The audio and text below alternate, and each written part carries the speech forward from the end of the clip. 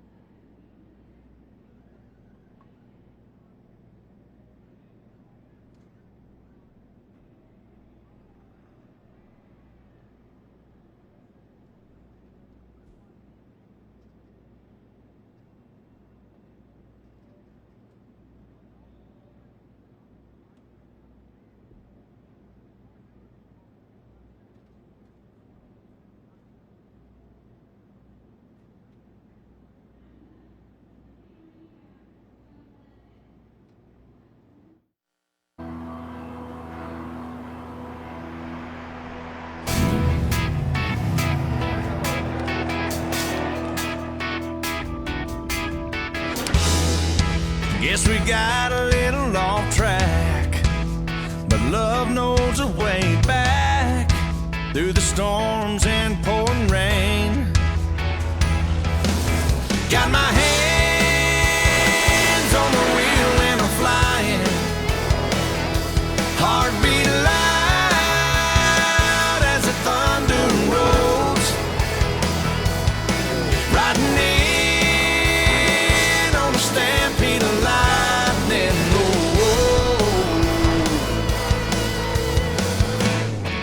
I'm bringing back the sunshine, bringing back the sunshine, baby, it's about time.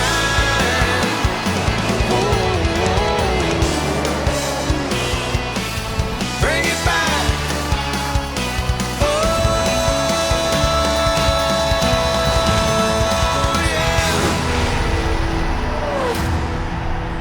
Welcome to NBCSN's coverage of NASCAR Sprint Cup Series racing at New Hampshire. A lot of storylines, a lot of pressure building as we enter the second race of the chase. Let's go trackside now, and Marty Snyder.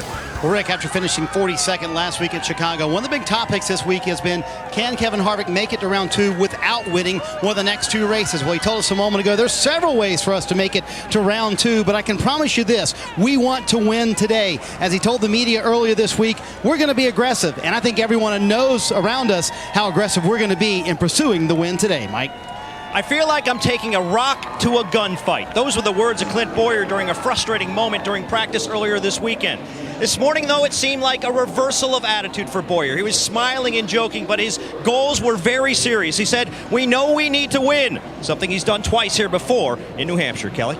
12th place finish at Chicagoland has Dale Earnhardt Jr. 10th on the chase grid, just 10 points above that cutoff line. But the team's off to their best start in many weeks. 11th place qualifying effort was their best in the last 5 races. Crew Chief Greg Ives says they've got a new mindset this weekend and more confidence headed into the race. Dave? Kelly, Carl Edwards' first race with Joe Gibbs Racing here in July. He said, I've never had speed like this at New Hampshire Motor Speedway. He put the car on the pole. He's done so again today, and he has a car that could help him not only get points to advance, but win to advance to the next round of the chase.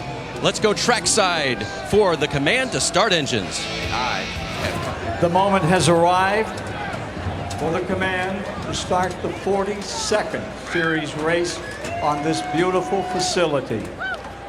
To give the command for the Sylvania 300, please welcome Senior Vice President and General Manager of Special Lighting for Osram Sylvania, Julian Dench. Wow, New Hampshire. I wish my dad could have seen this. Drivers, start your engines.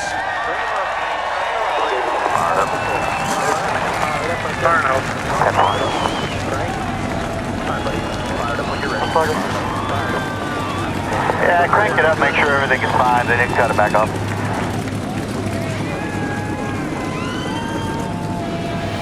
The engines are fired up. It's the second time we've been to Loudon, New Hampshire this year. Who will end up in victory lane? The green flag is next.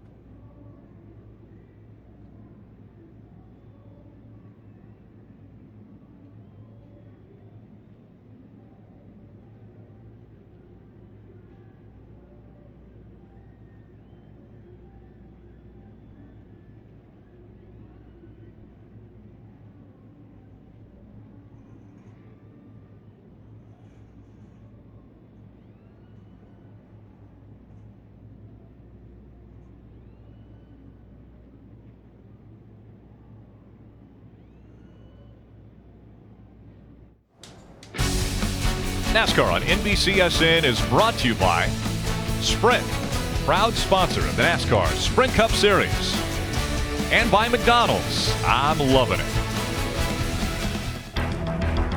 It's Chicagoland Speedway, and it's the first race of the playoffs. Drivers on edge. And around goes the 47, and Denny Hamlin also involved. Harvick breaks loose and slams into the outside wall. It's Hamlin that will win at Chicagoland. Race for a championship is the biggest thing anybody could ever do. Everything is just magnified and it really gets intense for the chase. Loudon's probably my biggest concern. New Hampshire's a difficult racetrack. It's very challenging. Kyle Busch will win at New Hampshire. As the races get fewer and fewer, the pressure builds. And now we enter the second race of the chase from Loudon, New Hampshire, New Hampshire Motor Speedway. They call it the Magic Mile. Who will find the magic today after 300 laps? We want to take a look at our starting grid. Up front in row one, Carl Edwards and Kevin Harvick. Carl Edwards has now swept both poles here at New Hampshire this season. In row two, Kurt Busch, who's a three-time winner here, and Brad Keselowski. In row three, you have six-time champion Jimmy Johnson starting alongside sophomore Kyle Larson, still looking for his first win. And back in row number four, Denny Hamlin, Joey Logano. Logano won this race a year ago. Row five, we have Ryan Newman, who's also a three-time winner here, and Jeff Gordon making his 789th consecutive start. Making up row 6 is 2 Hendrick Motorsports teammates, Dale Earnhardt Jr. and Casey Kane. And back in row 7, Matt Kenseth, Ricky Stenhouse Jr. This is the best start for Ricky Stenhouse Jr. here at New Hampshire. In row 8, we have Eric Almirola and Austin Dillon, who won the truck race here yesterday. Row 9, we have Kyle Busch and David Reagan. Kyle Busch is the defending winner, won here in July. Back in row 10, Paul Menard, 14th in points. He is 4 points behind the bubble right now. Row 11, we have Martin Truex, who has a little bit of ground to make up after last week, and Danica Patrick. Row 12, Jamie McMurray and Justin Allgaier. Jamie McMurray has top 5 finishes in 2 of the last 4 races. And back in row 13, Greg Biffle and Clint Boyer. Clint Boyer, a 2-time winner here, needs to find victory lane today. In row 14, we have another 3-time winner, Tony Stewart and Cole Witt. In row 15, Sam Hornish Jr. starting alongside A.J. Allmendinger. Back in row 16, Brett Moffitt and Landon Castle. Brett finished 33rd here in July. That's the only time he has started here at New Hampshire. Row 17, we have Trevor Bayne and David Gilliland. Row 18, Matt DiBenedetto and Alex Bowman. Making his first start, Ryan Preece back in row 19 alongside Michael Annette. Another guy making his first series start is B.J. McLeod and Josh Wise. Row 21 is Jeff Burton starting alongside Jeffrey Earnhardt. And back in row 22, starting at the tail of the field, will be Timmy Hill. Let's see if we can chat with one of the drivers. As a matter of fact, the only driver who's won in the chase in 2015, Denny Hamlin. Hey, Denny, it's Burton up in the booth. You with us? 10-4. All right, bud, the pressure's off after winning last week, which advances y'all into the next round. So how does that change your strategy going into today's race? It really doesn't, for the most part. I mean, I still want to win this week. We've got some learning to do for Phoenix, for sure. I think that's been a bit of a struggle for us over the last couple of years. So anything we can learn today that will apply there, then, hopefully will pay dividends. All right, guys, good luck to you and have a good day. 10-4. And today we have 7 cars carrying cameras for us today. Clint Boyer starts back in 26. That's row 13. He has the Toyota in-car camera. Kyle Busch starting in row 9 with the Sunoco on board. Starting in row 5 and starting 10th in this his final New Hampshire race with the AARP in-car camera is Jeff Gordon. Joey Logano has the Ford on board. He'll start 8th today. Kyle Larson with the Lexus in-car camera starts 6th on the field. Jimmy Johnson up in row number 3 has the Sprint onboard camera with him. And Kevin Harvick up in row 1 starting 2nd has the Outback Steakhouse onboard camera. Such a gorgeous day here in Loudon, New Hampshire as we take a look at the aerial coverage provided by our partners at Smithfield Foods. It'll be a great shot from up here in the helicopter, especially on restarts as the driver's fanning out going into turn 1.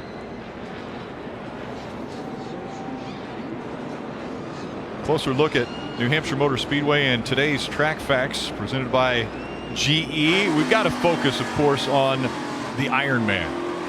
GE track facts covering Jeff Gordon.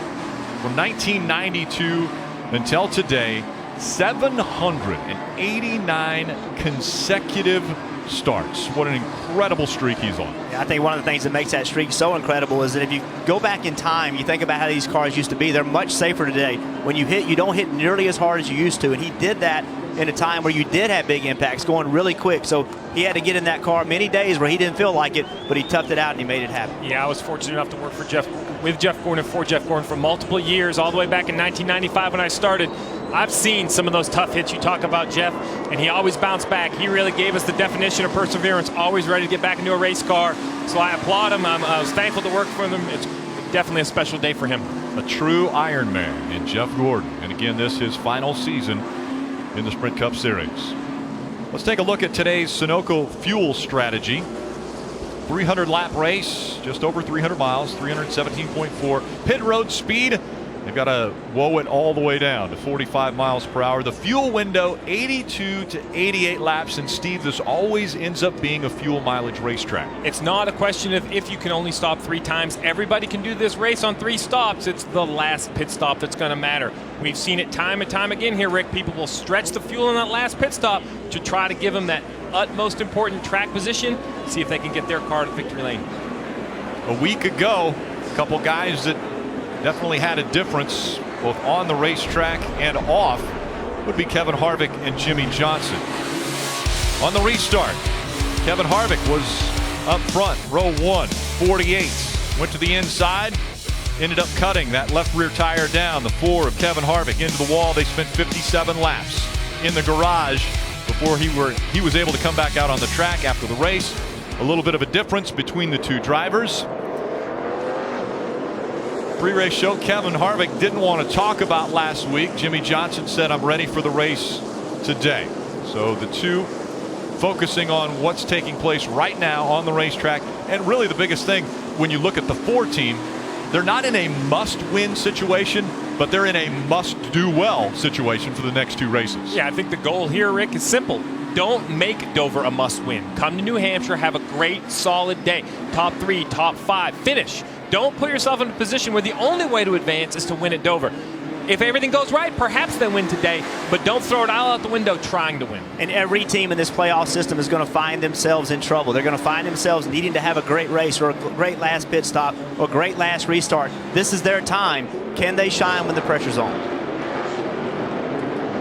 Perfect day here as the sun shines down on the cars. The temperature a little bit better than we've seen over Friday and Saturday's practice and qualifying sessions. It's a little bit different of a scenario for these drivers as they get ready to take on the track for 300 laps. Pace car makes its way onto pit road. The field in the hands now of Carl Edwards. Edwards on the outside, Harvick on the inside. Green flag in the air, we're underway.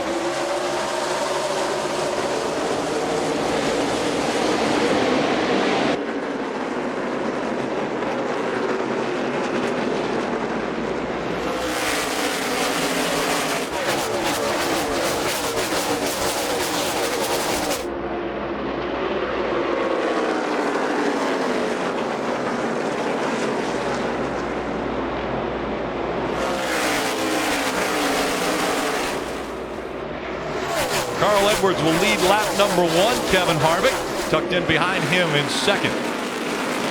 Brad Keselowski, Kurt Busch, Kyle Larson, the only chaser right now not in the top 10. Only non-chaser up there is Kyle Larson. He's been very strong throughout the entire weekend. We look for big things for him for the remainder of the chase. Now looking to the inside, that 41 of Kurt Busch, trying to get by the 2 of Brad Keselowski. You can see already what makes this racetrack very special. You can see the 41 just trying to run a little below the 2, just below those white lines. You can see the banking falls off. So as Kurt Busch tries to make the pass around Keselowski, when he's low, he's actually on the flatter part of the racetrack. It's less banking, so it's very difficult to try to make this pass. Progressive banking here at New Hampshire Motor Speedway. There are multiple grooves. It's just there is definitely a preferred groove here around the Magic Mile.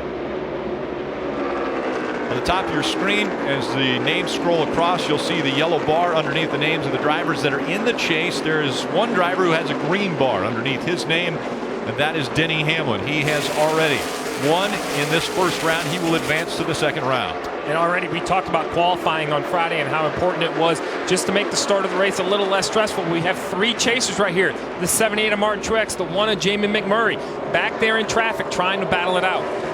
And Steve, what makes it so tough is when you talked about it at the start of the race, you may only pit 3 times. You may only have a few shots to make your car better. So with a short amount of pit stops possibly today, the further you can be in the front, the bigger advantage it is. So starting back here in the middle of this mess, you're more likely to be in a wreck, but also you've already lost your track position. You've got to try to find a way to get it back. It's just harder on your equipment, Rick. Back here, there's nowhere to relax. Clint Boyer, he's trying to pass the 14, but he also has to look into his mirror. Such a great shot off the bumper, the front bumper, the 15. This shows you the multiple grooves, the different paving seams. As he goes down into turn 1, you're going to see how flat this entry is.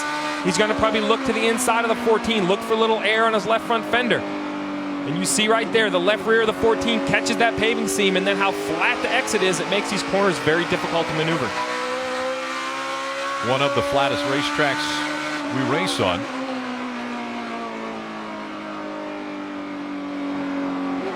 Clint Boyer, what a great shot that is from the front bumper. And you see how important it is to get off the corner well. He couldn't get in the throttle. You heard how long it was getting in the throttle. And as he couldn't get in the throttle, the 14 of Tony Stewart was just driving away. So now Tony's up out of the groove. Let's see if Clint can take advantage of it. He's all the way down to the bottom. That's where he's got to go because the hole was opening up. Still, the 14 got a good run on the exit, was able to pull him down the back straightaway. Clint's going to keep trying to put pressure on him. He's going to keep trying to get to his bumper, to his left rear quarter panel. That's all you can do. You just got to keep going and going and going and hoping that guy makes a mistake. So Clint Boyer, back in 26, trying to make the move toward the front. Marty, there's another guy up a little bit closer to the front than he is. A little closer to the front, not too much closer. They're in 22nd right now for Martin Truex Jr. I was talking to Cole Pern about starting back here earlier today, and Steve, you can talk about this. We will have split strategies all day long here at New Hampshire. He said what we really hope for is an early caution, and then everybody pits, we'll stay out. So at some point, the 78 team feels like they have to get off strategy from everybody else, Steve, in order to gain that track position, because it really would be tough to pass your way from 22nd to the front. You know, Marty, it is tough to pass your way, but at some point, every car on this racetrack is going to be in traffic because just like Cole was telling you, Marty, when he means split strategies, he means without a doubt there are going to be cautions where a percentage of the field pits. Maybe it's the top 10, Rick. Maybe it's the top 15. But even if you're the leader, unlike a place where you put tires on all the time, you're not guaranteed to be the leader all day. You're going to come out of the pits one time back in 10th or 15th. You're going to have a car that's good in traffic, and that's hard to do here in New Hampshire. Joe Logano just got by Kyle Larson, so we're looking back off Logano's bumper to Kyle Larson. But just to put a period on the 78 story, they made an announcement earlier today that they will switch to Toyota starting in 2016. So a manufacturer change for the Furniture Row team, and they also announced that Martin Truex Jr. would be back in 2016 running for a championship. And that's not a small announcement. Switching manufacturers is a huge undertaking. Not only the sheet metal on the car, but the engines that you're supplied, how they go into your race car, touches a ton of the mechanical aspects of the race car. So a big undertaking for the 78 team over the offseason. From the drop the green flag, it has been Carl Edwards out in front. He's led the first 11 laps. Jeff Gordon making the start today. Puts it at number 789, nearly 23 years in a row, starting all the races.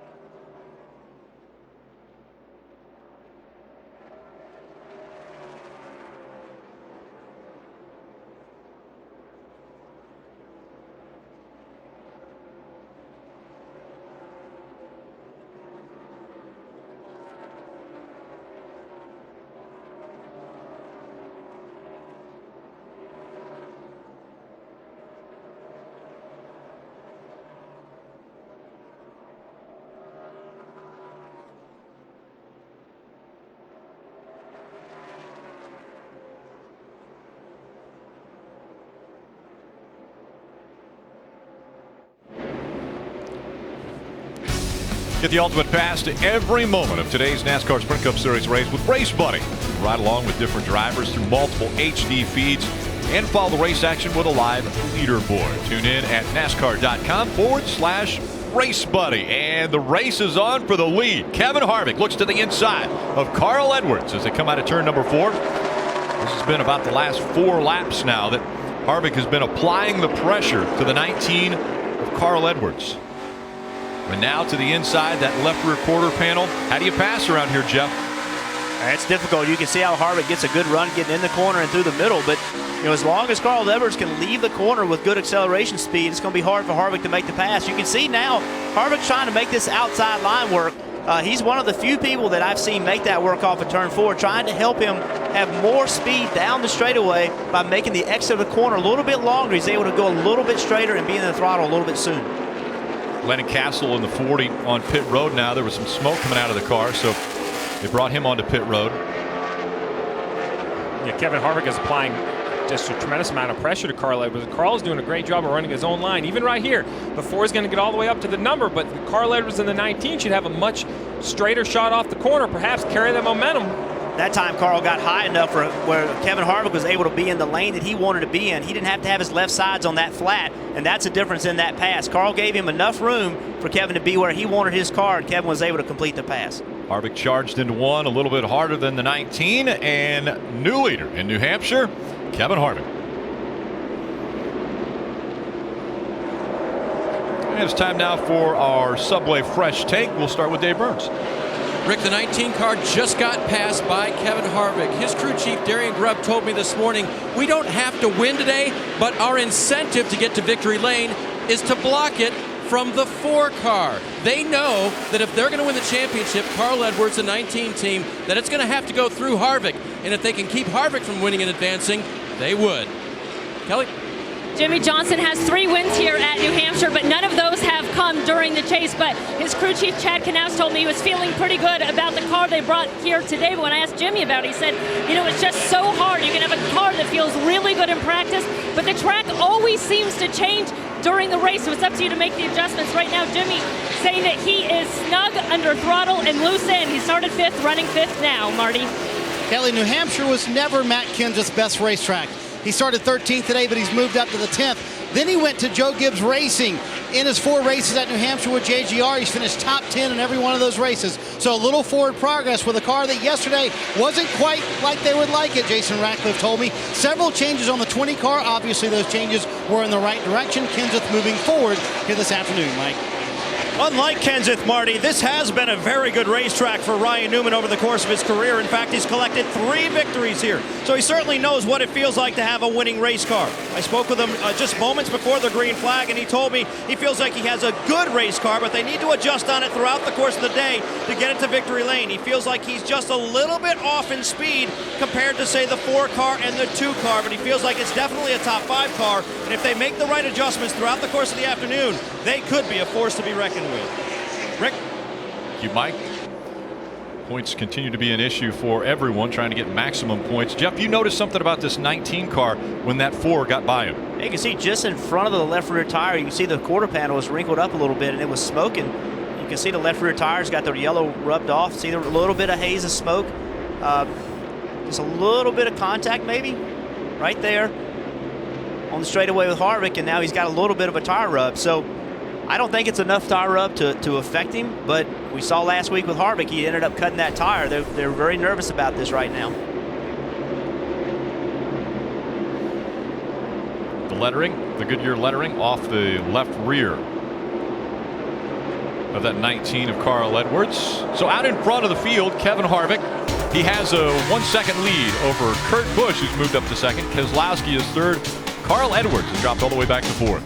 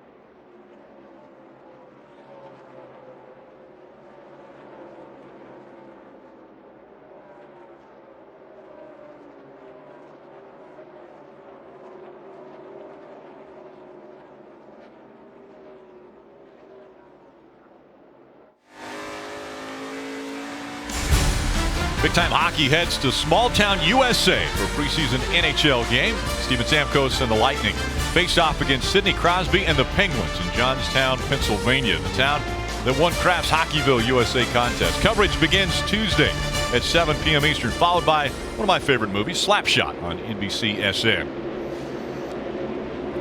Kevin Harvick has a 2-second lead now over Brad Keselowski. Definitely one of the favorites throughout the weekend, one of the strongest cars.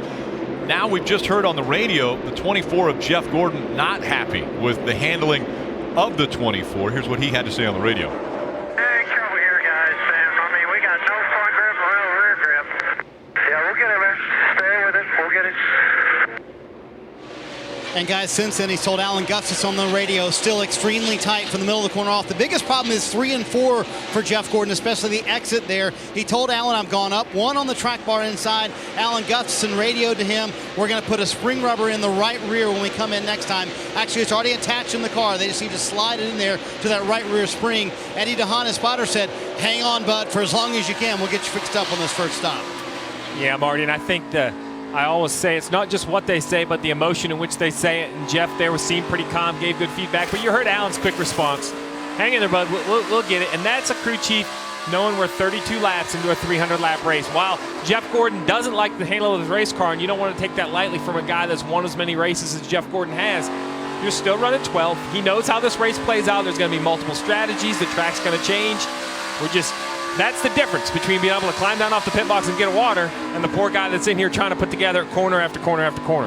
And Steve, you mentioned, we're only 32 laps now, 34 into this 300-lap race, but this really is one of the fastest races that the Sprint Cup Series runs. It is. It's one of the fastest races, and the problem for the crew chiefs is around lap 225, between 225 and 240, decisions are going to be made on when to pit and when not to pit. And if you do it incorrectly, if you guess wrong and the field pits against you and you really end up behind on fuel and track position, it's a lonely feeling because the world might not know you're in bad shape. The driver might not even know you're in bad shape, but as a crew chief, you know that you have given up the opportunity to win the race.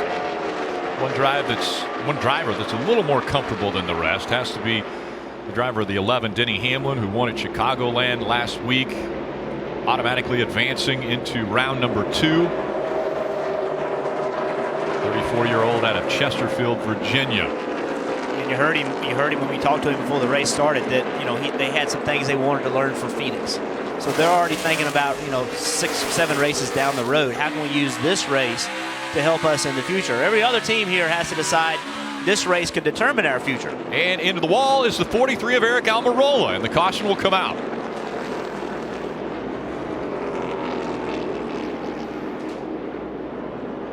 That hurt. Was running 16th. Anytime you see a car up against the wall like that, you normally think a right front tire goes down, especially after a comment like what we just heard Eric Almirola say. That hurt. Probably didn't have any warning as to when that was going to go on him. These long straights here, if you do have a problem with the right front, the angle of impact is always is tough. It always you don't hit head on, but you hit at an angle that really hurts. You heard him say how it hurt, and that doesn't surprise me. You see a lot of fluid coming out from underneath the car. Let's take a look at what happened. Yeah, he's already in the wall, but you can see there's he obviously had something go wrong, and where he is against the wall at that point, there's nothing he can do. He's along for the ride and gets up against the wall, and the wall I always describe as the wall just eats the car. It just grabs the car and it won't let go of it.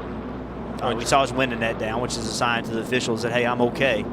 Yeah, Jeff, you mentioned it. This track and its design, it's a lot like Martinsville. It's a true paperclip, straight straightaways and round corners. You see here Eric Almirola at the end of the front stretch as he enters turn 1. The car starts to turn and then just goes straight at that point. It stopped turning. It's heading up the racetrack. He gets into the wall, and much like you said, Jeff, it's the angle of the impact. At a big, rounder track like a Charlotte, even though you're going much faster, you kind of get that wide entry and you're running parallel to the wall a little bit more. Here, you're running almost 90 degrees into that turn 1 wall, so when you do have an issue, the angle's real high, which definitely doesn't make it any better. That's a good sight, though, seeing Eric get out of the car. A little gingerly, but out of the car now. He'll make the the trip to the infield care center. It's a mandatory trip. Anytime they have to get out of the car, they will take an ambulance to the infield care center and they will be checked out.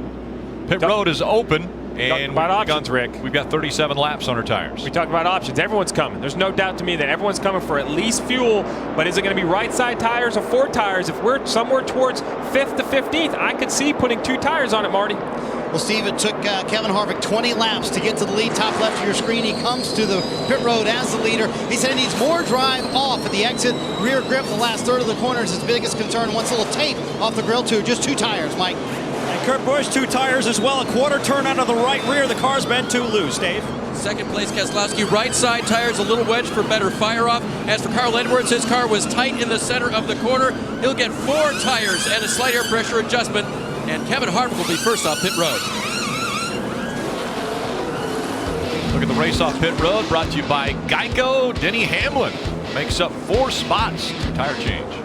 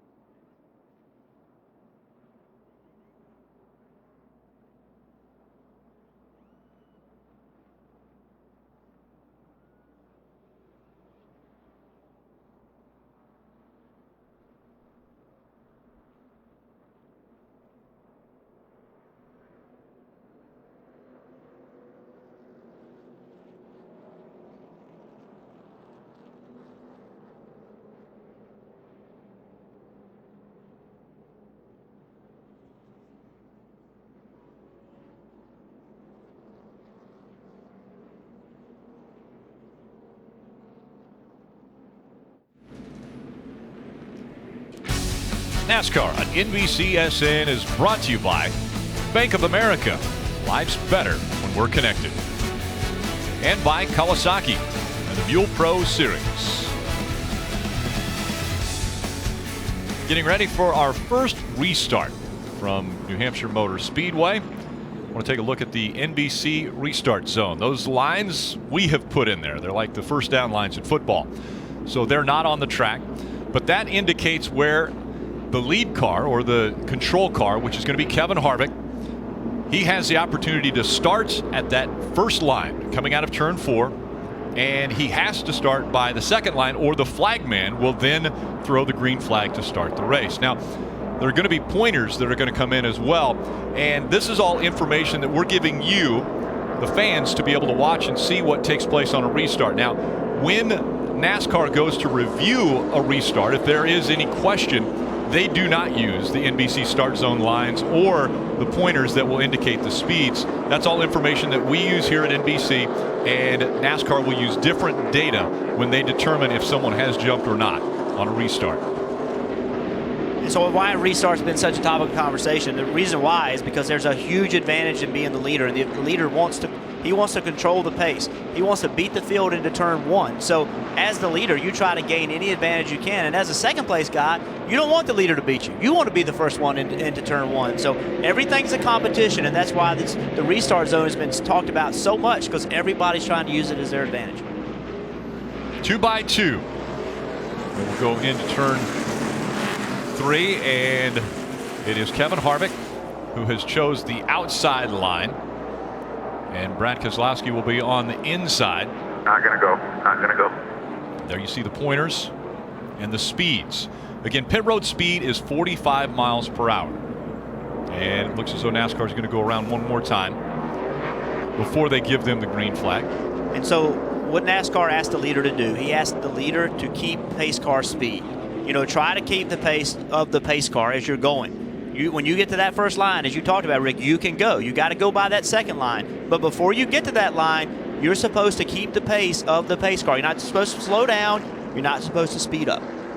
While you're watching these races, you can watch a live stream of every Sprint Cup Series race, combined with additional camera angles, interactive driver stats, and track information, like right here at New Hampshire with NBC Sports Live Extra.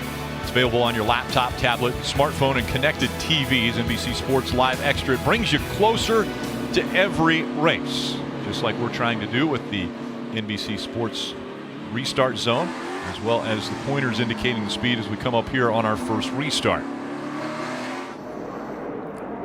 So Harvick, as the control car, the lead car, gets to choose inside or outside line. He chooses the outside line here at New Hampshire Motor Speedway, and you see their speeds right around that 45 mile per hour number that the pace car was taking them around the track. Green flag back in the air. We're back underway.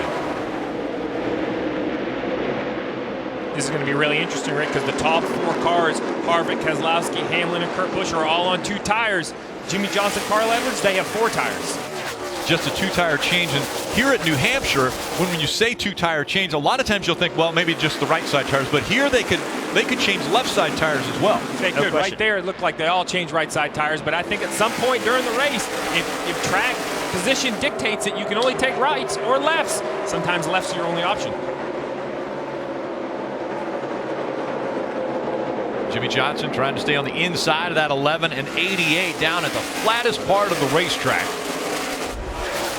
There's Carl Edwards right behind him. Dale Jr. doing a good job of trying to pinch the 48 down, trying not to give him the line that he wants. He wants the 48 below those white lines because that's where the banking falls off. So Dale Earnhardt Jr. did a really good job of clear the 48.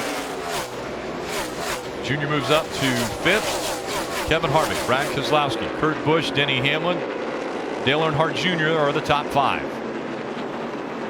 And our first caution came out when Eric Almirola got into the wall. He's out of the infield care center. Let's go to Kelly Stowers. He's out, but that certainly was a hard hit. Eric, how are you feeling?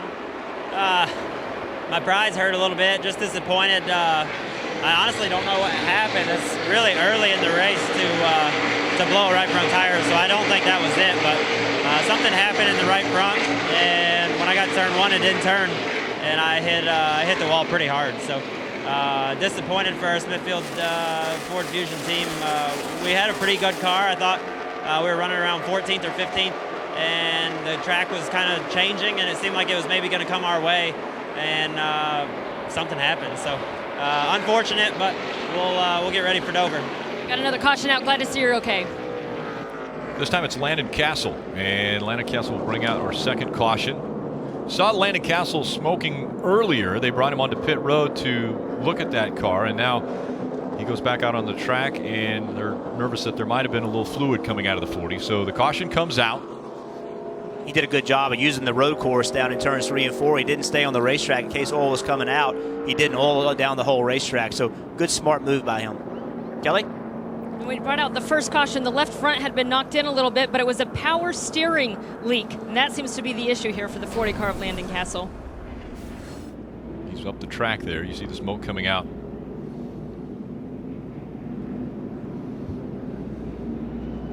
And it's possible that he also did not have power steering. And, you think, well, golly, he doesn't have power steering. So what? Just be a tough guy and drive the car. But when you set these race cars up, you set it up thinking you're going to have power steering. And so all the front end settings, the air pressures, the cambers, the casters, all those things in the front end are built to have power steering.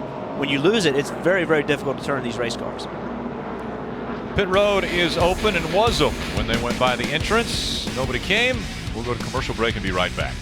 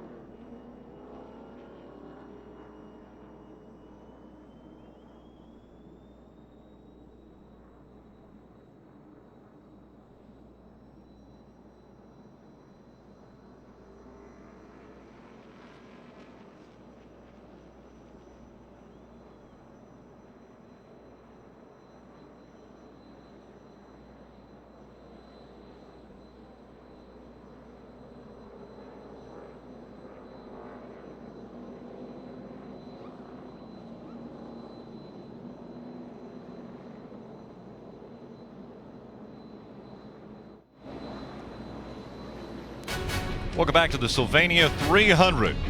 Our aerial coverage provided by our partners at Smithfield Foods. If you want to get news, results, and highlights delivered straight to your inbox, subscribe to the free official NASCAR newsletter at NASCAR.com/newsletter. Fastest lap time presented by Sprint. 50 laps in, Kevin Harvick with the fastest lap time at 28.643 seconds. Stop in at Sprint, cut your rate plan in half. Just bring in your Verizon or AT&T wireless bill and turn in that old phone.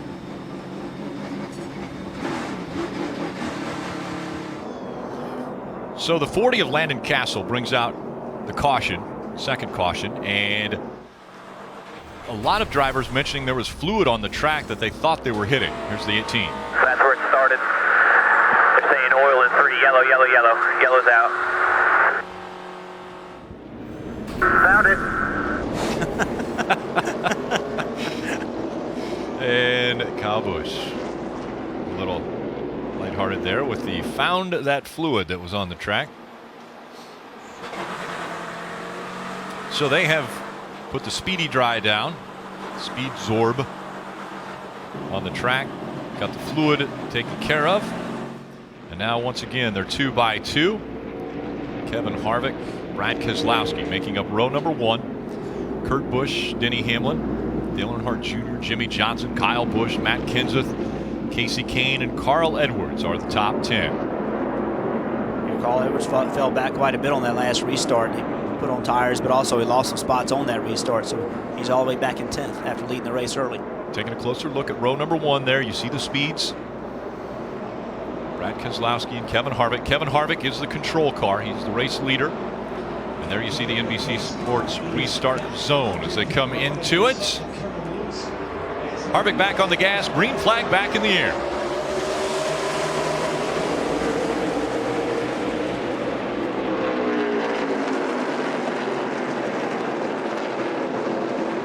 Denny Hamlin way up the racetrack through 1 and 2, but able to hold on and keep the 11 in the 4th spot.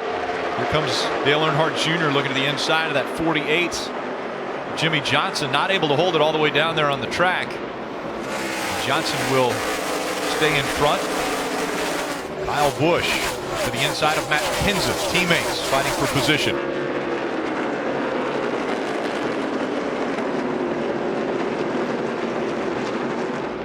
Just behind Matt Kenseth, the 19 of Carl Edwards has slid into that spot. 3 wide as they go into turn number 3. Now 4 wide. 4 wide doesn't work around here, does it, Jeff? Jamie Murray did the smarter thing. He lifted, got out of the throttle, allowed the 78 a little bit of room. Smart move by Murray. And almost up against the wall was Kyle Larson. He had a little help there from the 14 of Tony Stewart, not giving him a lot of room as they came out of 4. Now Martin Truex Jr. and we see a little bit of smoke. There may have been some contact between the 14 and the 42. I believe the smoke's coming from the 42. We'll take a closer look. Maybe coming from the 14 though, because the 2 were very close as they came out of turn 4. It might be the 14, and it is. Yeah, it looks like there's some damage perhaps on the front fender of the 14 where it's pushed in against the tire just a little bit. You know, it doesn't take a whole lot to knock these things in, but that's definitely, yeah, you see right here in the... Can y'all tell if it's on your side? You hear them talking about it. The left front fender on the 14 looks like it's pushed in. We got a pretty bad tire rub. Yeah, that's the left side. It's that left I've rear been hit quarter on both panel. sides. It got a little bit tight.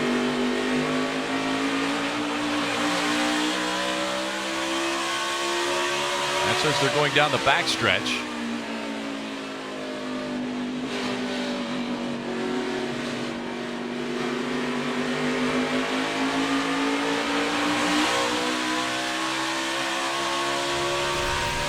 You heard Tony make the comment, I've been hit on both sides. So a little bumping and banging early on as we've completed 57 laps. That's a great example of how hard and difficult the restarts are here. You know, somebody slips up, next thing you know, you're 3 wide.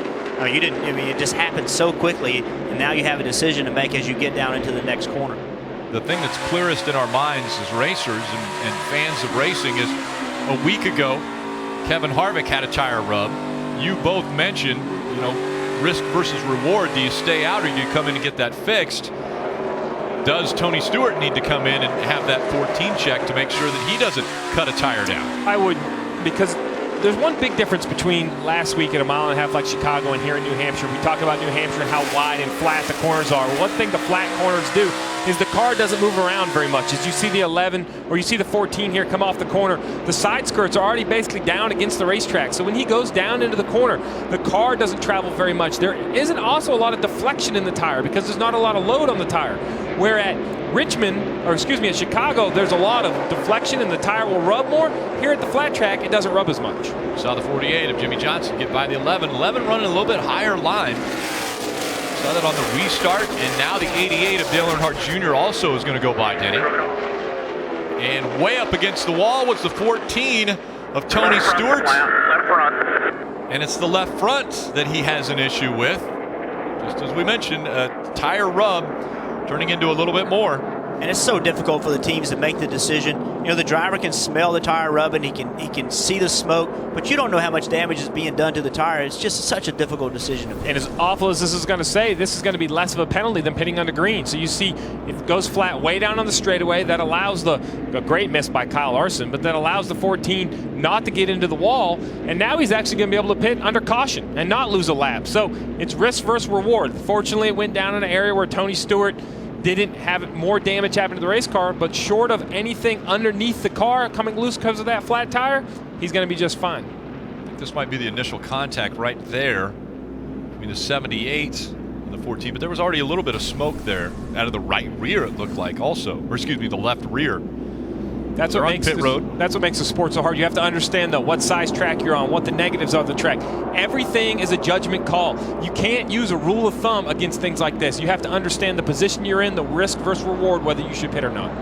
And as they all go by, at least a lot of the lead lap cars go by the entrance to pit road, strategy being played early. Marty? Well, guys, we talked about some split strategy. There's Jeff Gordon pitting with a little split strategy. You see the 2-tire change for Gordon, who said his car feels like it's getting on the splitter, especially early in the run when he's very aggressive with it. Mike? Clint Boyer's been loose throughout the course of the day. After making adjustments on the last run, he felt like it was a little bit better. They'll do a 2-tire change right sides only. Kelly? Paul Menard in the 27 car in need of a good result here. He said he's been tight in the center. He's been working the track bar to try to help it out, but that's only making him loose, and it was a 2-tire stop for the 27. Jeff Gordon, first to hit pit road of the lead lap cars.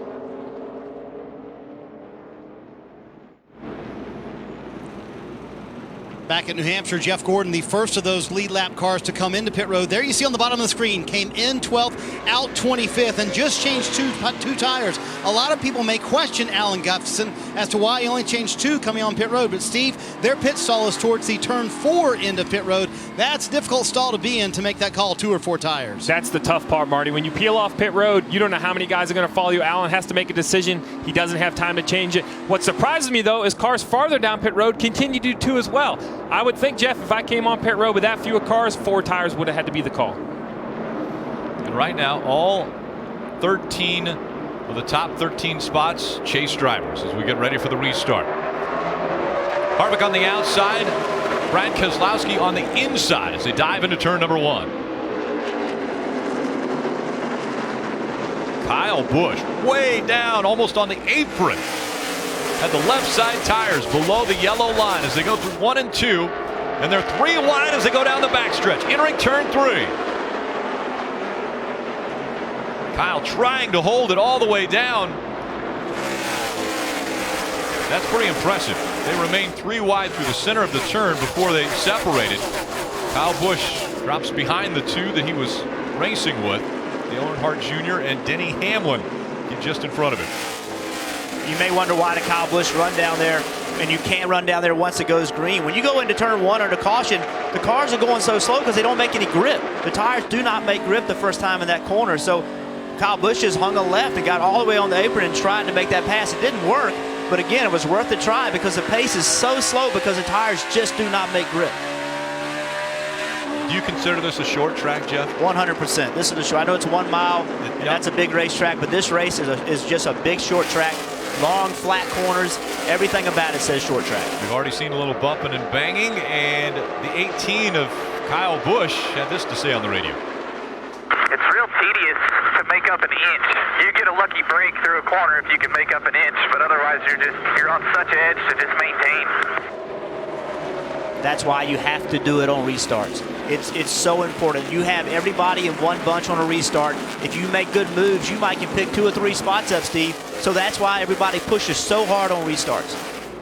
And that's why you see fenders getting pushed in, like we saw with the 78 and the 14 making contact, because you just can't be patient. If you've worked and got those few inches, you just can't give them back. You have to push the issue. Just like right here, we see the 88 and the 11 of Denny Hamlin Jr. racing hard. They're going to continue to fight down into the corner because the 18 right behind him, he wants them to battle. The more they battle in front of them, the more he'll be able to take advantage. I'm a little bit surprised by this, and I guess it's a good thing for Greg Ives, but Dale Earnhardt Jr., the radio we listened to on Friday and Saturday, did not have any faith, it seemed like, in that car. Didn't feel like that car was going to be worth the darn, and already he's worked his way back up into the top 5 as he just passed Denny Hamlin. But that's New Hampshire. This track changes so much from Friday morning. The practice times are at very odd times of day. They're normally early in the morning. The track is cool. There's all kinds of rubber on the racetrack from other series.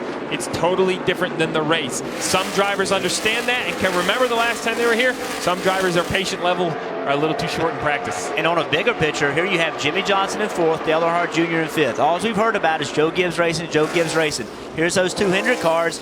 Now that the chase has started, they ran well last week and they're running well again this week. Yeah, we saw Casey Kane also show some strength early last week, as well as here at New Hampshire.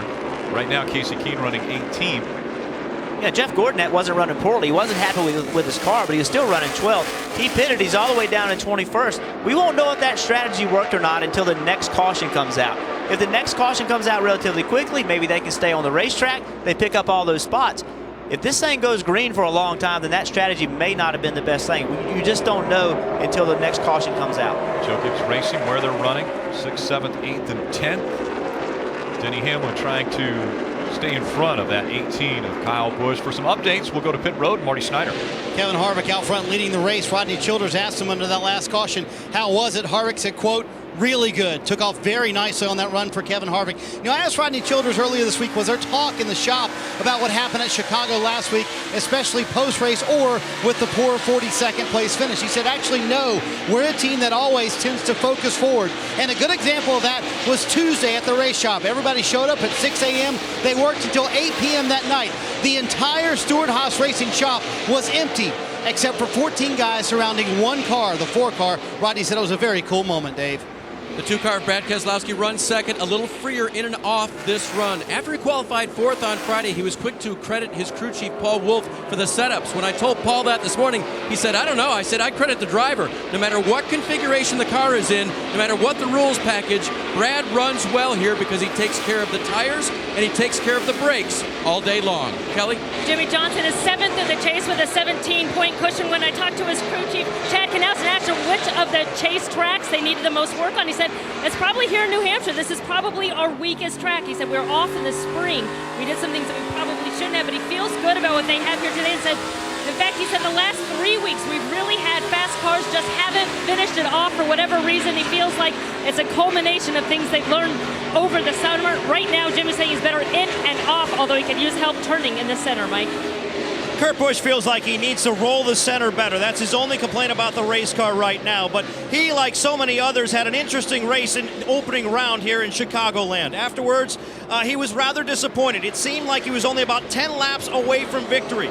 He and his crew chief, Tony Gibson, actually embraced for what seemed like 2 minutes. Tony Gibson told me today that conversation, while they embraced, was try to reinforce the positive. Get Kurt to look at the big picture. Not be disappointed in the fact that they lost the race, but be positive in the fact that they came away with a solid finish. That is, again, the goal today. Rick? Thanks, Mike. A lot of different goals on the track. One goal for that driver is to have a lot better finish than he had a week ago at Chicagoland. Right now, he's out front. He's led 55 laps, but as you flash back to Chicagoland after the hole that they got into, Kevin Harvick is going to need a big finish and keep the momentum up that he's already built and have maybe a signature day here in New Hampshire.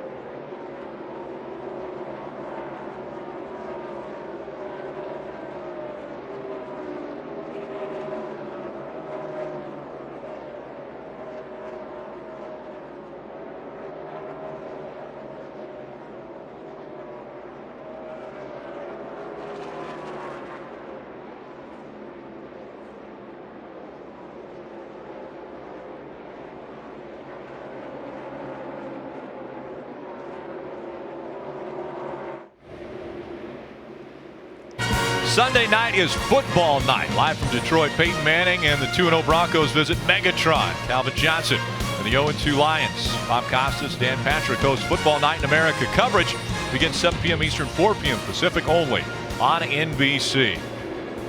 Kevin Harvick out front. Now he's led 61 laps and continuing to put cars a lap down. Jeff Burton will be the next one that could go a lap down. As we look at the points as they run for the chase grid, Kevin Harvick has moved his way up to 12th based upon points. But of course, if Kevin Harvick can continue on and win the race, that advances him right into round number 2 with the win. Win and you advance. Wins fix everything, don't they? And that's what Clint Bowyer would be hoping for right now. And he's at the bottom of that list, 35 points back. And Clint Bowyer, the slowest of the chase drivers, running 22nd now. Yeah, but 25 of those points are due to the penalty that NASCAR has imposed on the 15 team. They do have an appeal this week, so we're just going to have to see the outcome of the appeal to see where that puts their points position. But I think that makes it hard for Clint Bowyer and this team. They have to understand, where are we at? We're 35 points down right now. If the appeal goes their way, that'll get 25 points back. But even that doesn't move them into the top 12. So, Mike, they have to be looking for some more speed out of this 15 car. Yeah, and better handling too, Steve. The car's been very loose, and Bowyer has said the front end feels like it's giving up on him a little bit. They've gone to work on it, but it's interesting. You talk about the penalty situation with his team. I had a little conversation with Billy Scott this morning, and he kind of looked at it two ways. He said, look, if we win the appeal, we're only, a few points back. We can play the points game here. But if we lose the appeal, it's almost like we're in a must-win situation. So he said he's kind of in an awkward position. He's not really sure exactly how to approach it, but he's certainly hoping to win the appeal, Kelly. Paul Menard entered this race 14th in the chase. Really needed a solid result here, but they knew that they were going to have a hard go of it. Paul Menard said, this is probably our worst track in the chase. New Hampshire's always been a challenge for us. His crew chief, Justin Alexander, disagrees, though. He kind of left and said, well, this is probably our third worst. We have run here better than we finished for a variety of reasons. He said the car today, good on the short run, but they need to be better in the long run. It just gets tight in the center, which is exactly what Paul Menard is dealing with right now, Mike. Rick? Yeah, and Kelly, you're exactly right. I mean, these guys, obviously, they need to find speed. They're the two slowest chasers right now. They're struggling. They're outside the top 12. They're in a hole right now. They've got to dig themselves out. Yeah, you know, Paul Menard and his team, you know, the thing about these guys is they've kind of used the 31s approach. You can't really look at where they're running right now. You got to wait till the race is over, because this team often runs 15th, 18th, 19th, and then they claw out a 12. So they've done a really good job of using strategy. So I'm not as concerned about the 27 as I am the 15, Steve. Well, the 15 is a concern. I understand where Billy Scott's coming from, that he's a little concerned about whether they will or won't have those 25 points. But if they continue to run outside the top 20, it's not going to matter. There's a reason these 16 teams make the chase. And if you look at current timing and scoring, 1st through 12th are chase drivers. McMurray and Gordon 17th and 18th, and then Menard and Boyer 21st and 22nd. The simple fact is, I know they want to win and they have to win, but they have to run well. They have to run the top 5. This is one of Clint Boyer's best tracks, so to come here, they have to be disappointed running outside the top 20. And we talked about it early in the race, or before the race even started. The goal here is to go to Dover in a position where you don't have to win. Go to Dover where you can have a reasonable finish and advance. The problem is these two guys are running 21st, 22nd. They're not good in points, and everybody is ahead of them. So you continue to lose points if you can't find a way forward later in the race. Two other guys that are in that similar predicament are Jeff Gordon and Jamie McMurray, running 17th and 18th, Marty. Rick, let's give a call to Jeff Gordon. We talked about that stop at lap 61 for Alan Gustafson and Jeff Gordon with the two tires. They took some wedge out to get that splitter off the ground. It worked. Gordon restarted 25th. He is now up to 17th. As you can see, you know, Gordon talked about the speed they found lately. He said, honestly, I feel like we haven't lived up to our potential this year. Everybody wants to talk about a turnaround for the 24 team. I more call it us finally living up to our potential, Jeff Gordon, going forward since this restart, trying to get another spot. Jamie McMurray behind him, struggling a little bit more. I talked to McMurray this afternoon before he climbed in the car. He said, you know, we have traditionally been very good here at New Hampshire. In fact, they have back-to-back top 5s in this chase race here at New Hampshire. He said, but this weekend, we have just missed it. We tried Kyle Larson's complete setup. That didn't really work. He did say on this run, I do feel like I'm a little bit quicker than I was the last run, but they are mired back in the 18th position right now and not making a whole lot of progress, Rick. Yeah, Marty, frustrating. Even though we still haven't hit the 1/3 mark of this race, we still are under 100 laps completed. 91 have been completed. We're on lap 92. It's a fast race. We've already had 2 cautions. That's slowed the pace just a bit. But Kevin Harvick has set the standard. Kevin Harvick has a good car. He's had a good car all weekend. He has an almost 2-second lead over second place Brad Keselowski, Jimmy Johnson, Dale Earnhardt Jr., Kurt Busch, the top 5. But with Harvick's car as dominant as it is early in this race, does that put a little bit more fear in these guys that are running poorly and need a good finish? We saw how quickly it can change in the restarts at the end of Chicago. While it's great to lead laps and the goal is to be where Kevin Harvick is, this is just a long story. We're only in about chapter 2 or 3. Points don't get paid. Points only get paid one time, Rick, the last lap. So even though Kevin Harvick is putting up a great pace, while it is exactly what they need to do, there's still 207 opportunities around this racetrack where it can go wrong. That's right. Kyle Larson, the highest scored non-chaser right now. Yeah, there's a whole group of cars here. We have Kyle Larson and right behind him, Danica Patrick. We talk a lot about the chasers because it is the playoffs. They have worked to make the playoffs, but this is a car in the 42 that everybody had circled to win a race this year. This is a track he's run well at. Currently 13th. I know he wants to run higher than that, but he currently is the highest non-chaser, as well as Danica Patrick right behind the 42, Jeff. You know, competing ahead of 4 chase drivers. Yeah, I think it's a good run for Danica Patrick and her team right now, running in 14th. That's a good, solid run. She's running with a lot of good cars, done a good job on restart. So they need some momentum. They need something good to happen to them. They need a race.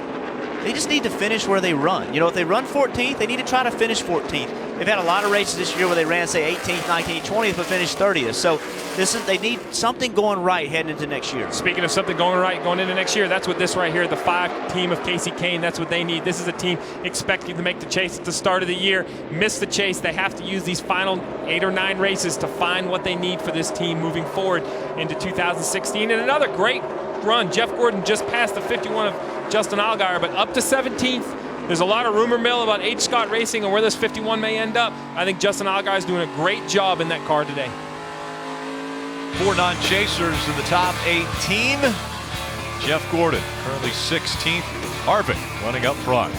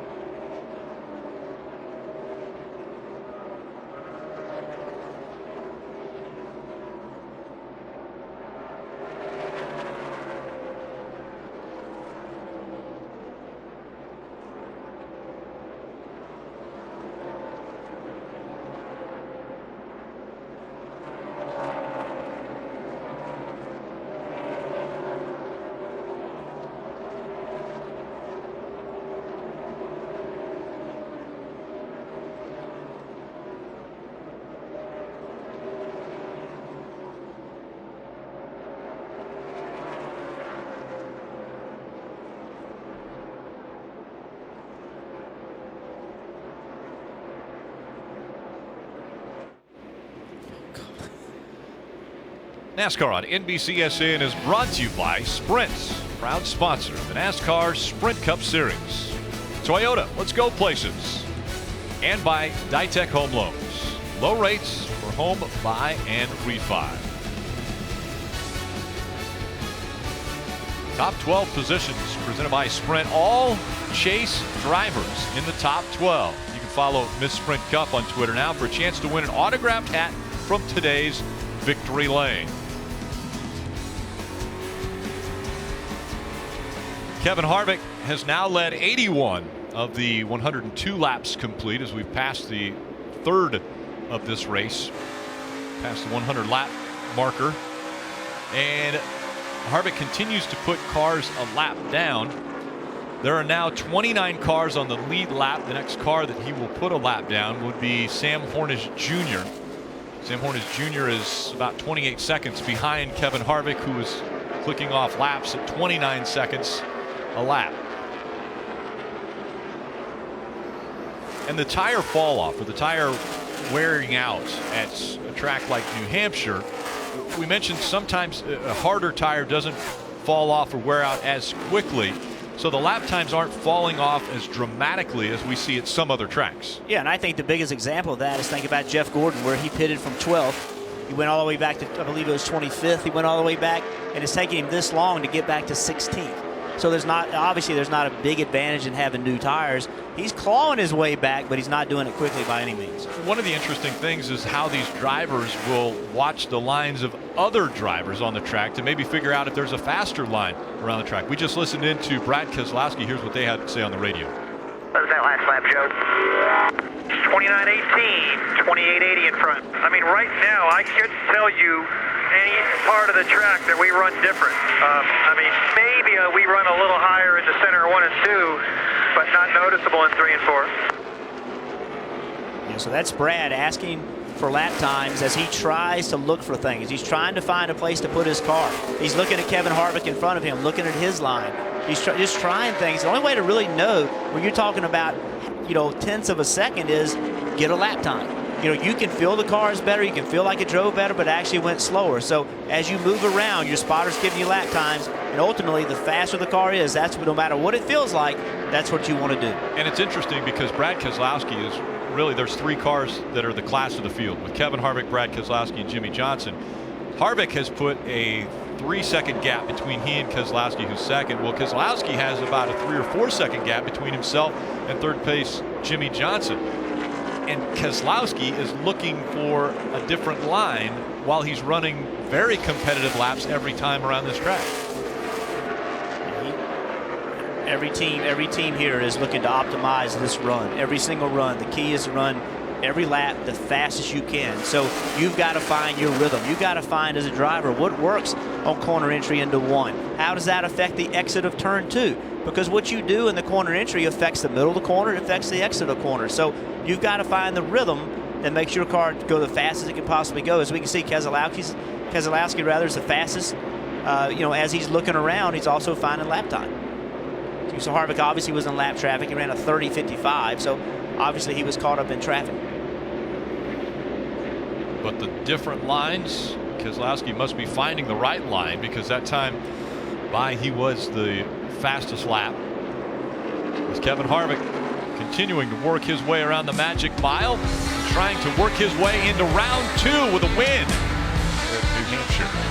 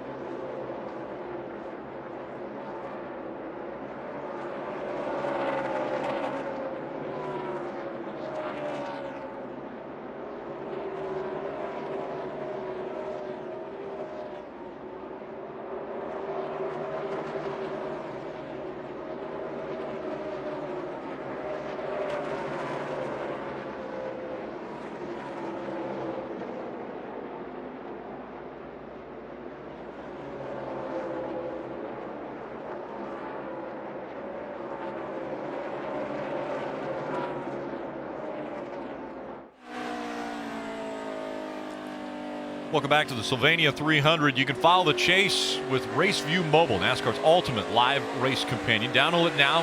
Follow your favorite driver here at the track. Search RaceView Mobile in iTunes, Google Play, or visit NASCAR.com/mobile for more information.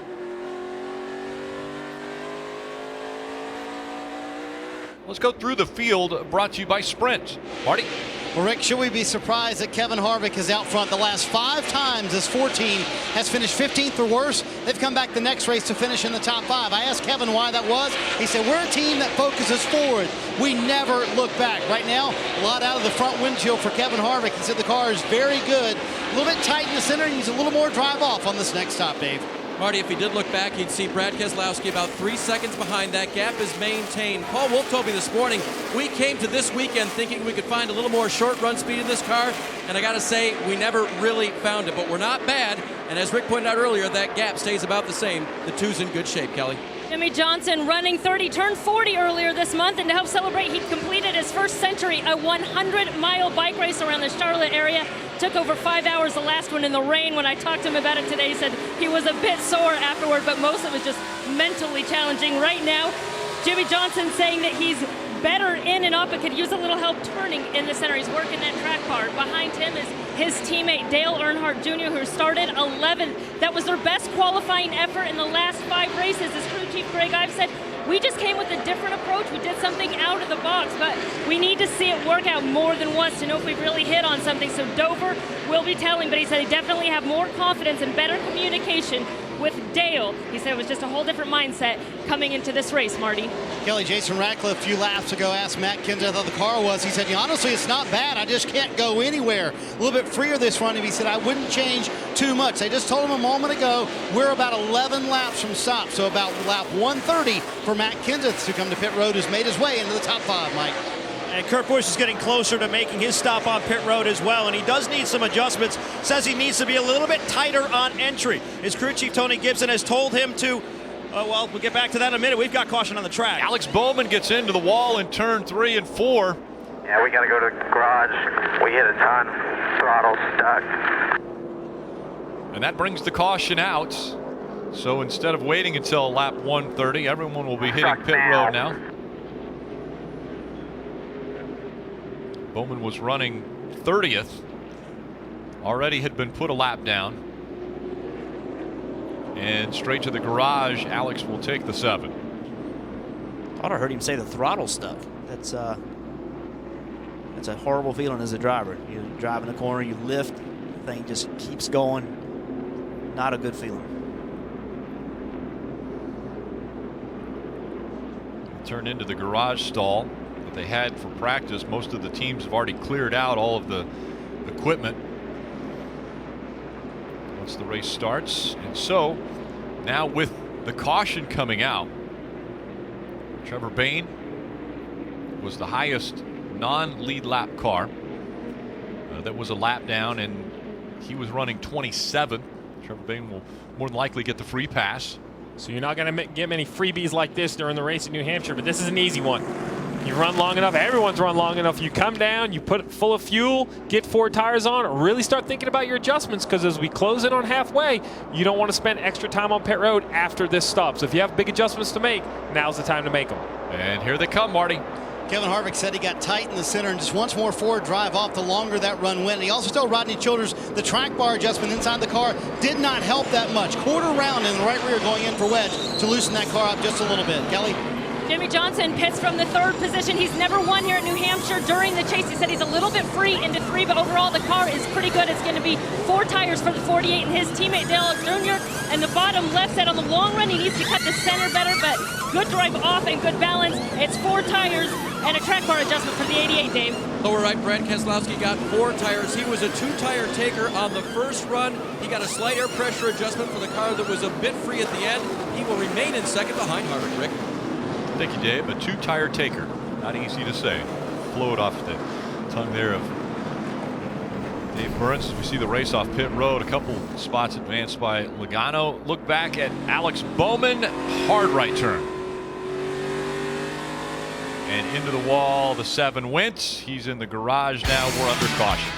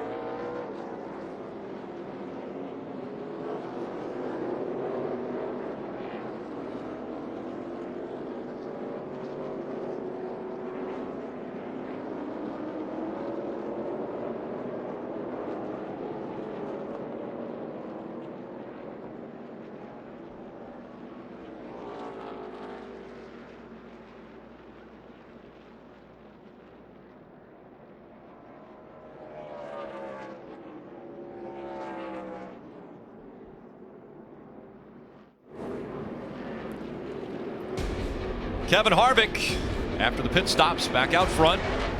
He has led over 1,000 laps since his last win earlier this year in Phoenix, but hasn't had wins. He's had 8 second-place finishes over that span of time.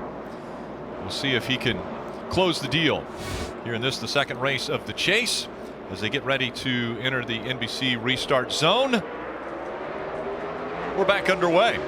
Kevin Harvick on the outside, Brad Keselowski on the inside. They fan out 3 wide as they go into turn 1. Once again, Kyle Busch all the way down to the apron in the 18. Kyle Busch is on the left at the end of the front stretch and went around Joey Logano. Joey thought he was at the bottom of the racetrack because he was, because Kyle Busch decided to use the apron. Dale Jr. early in the race tried to push the 48 below that white line. He was not able to do it to the 2 of the Keselowski. Keselowski just ran up the racetrack and took that line away from him. Dale Earnhardt Jr. running 3rd. Matt Kenseth 4th. Jimmy Johnson rounding out the top 5. And here comes Kyle Busch on the outside. 3 wide down the back stretch as they get ready to go into turn 3. Denny Hamlin on the inside of that 48. Hamlin moving back up to the front, and the 48 with a big bobble there. Now he's 3 wide on the outside as they enter the front stretch. And right in front of them is Kyle Busch. We talk about how important restarts are. Well, Kyle restarted 9th. He's already up to 6th, gained 3 spots. That might not seem like much, but look what his other option was. Right here in the mess between the 48, 22, and 19.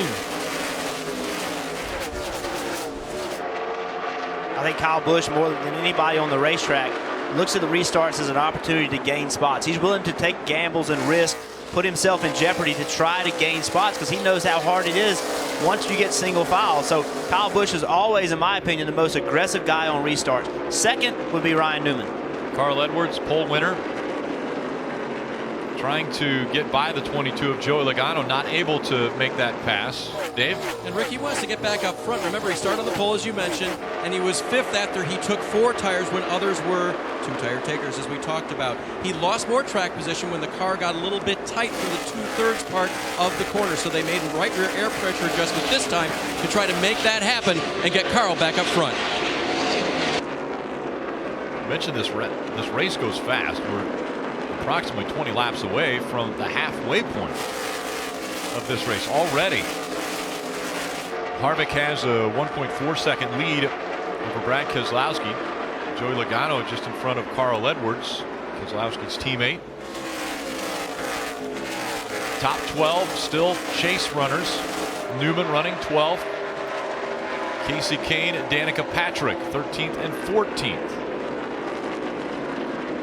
Restart's always critical. We talked about Kyle Busch being very aggressive on the restart. We saw how aggressive he was. The rule is when you get to the start-finish line, you can change lanes to advance your position. He had a good run on the 22, turned left. He's not done there. He was all the way to the bottom of the racetrack, all 4 tires below the yellow line, cleared everybody. Now he's going to get next to the 11. So that's a great example of how you have to be aggressive on the restarts, but it started early. It started way before they got to the corner. Yeah, luckily the pit road wall ends where it does because he takes a hard left right there, just misses pit road, almost hits the cone for pit out. But what he does a great job of is right there. Stops the car, gets it turned, and that gives him that acceleration to stay underneath the 11. Sounded like he shifted. He did shift. That meant that he went through. You're very astute, Rick.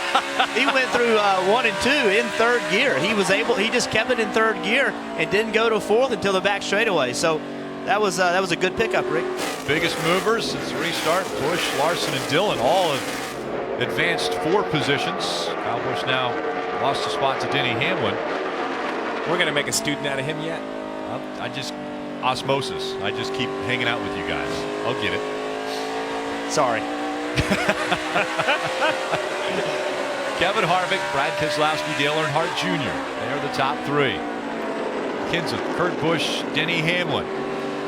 Surprisingly, we mentioned the stat about Kevin Harvick and leading over 1,000 laps since his last win, as we see the 55 of David Reagan. Unscheduled pit stop here for Reagan as he's on pit road. About 11 laps since we were last on pit road. Kevin Harvick, after leading over 1,000 laps since his last win, he's in a situation that behind him The drivers 2nd to 11th have all won a race since Harvick won his last race. So he's got a lot of hungry drivers behind him.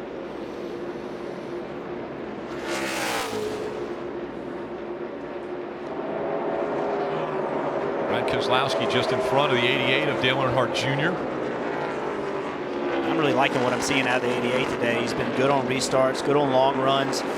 This is what this team needs. I mean, we haven't seen a tremendous amount of speed from the 88 or really any of the Hendrick cars, as we spoke about earlier, but it's the kind of run that these guys need. They need a little bit of confidence. They need to feel like, you know what, we came here, we had a chance to win. And again, we're getting into the meat of the season. We're getting into the part of the season where you can win a championship or you can lose a championship. You need to be your best right now, and that's what I'm seeing from the 88. They're stepping up as the chase has started. Denny Hamlin gets by Kurt Busch, and he will take that spot away and move up into the top 5. Kelly. Of course, Denny Hamlin with that win last week is the only driver through to the next round of the chase. And when I asked his crew chief, Dave Rogers, what that was like, he said, you know, on the way here, it almost felt unfair. So many guys are busy sweating it out. But that went out the window as soon as they got to the track and went back to work. So they said, the plane right here was all smiles, but now we're back to business. And then Denny said, yeah, you can't forget, in a week and a day from now, as soon as Dover is over, we're going to have the stress all back on us again. Well, I can tell you that early in this race, Denny was really struggling with the exit on his car, and the team noticed a little bit of damage on the right rear. He thinks it's from contact with the 88, Dave. Joey Logano finished 6th last week at Chicagoland. Crew Chief Todd Gordon told me this morning that based on that, what they need to do here today is a base hit in baseball terms. Don't overdo what they need to do, just execute what they can do. So far, it's been kind of like that, especially losing a couple of positions on the restart, Marty.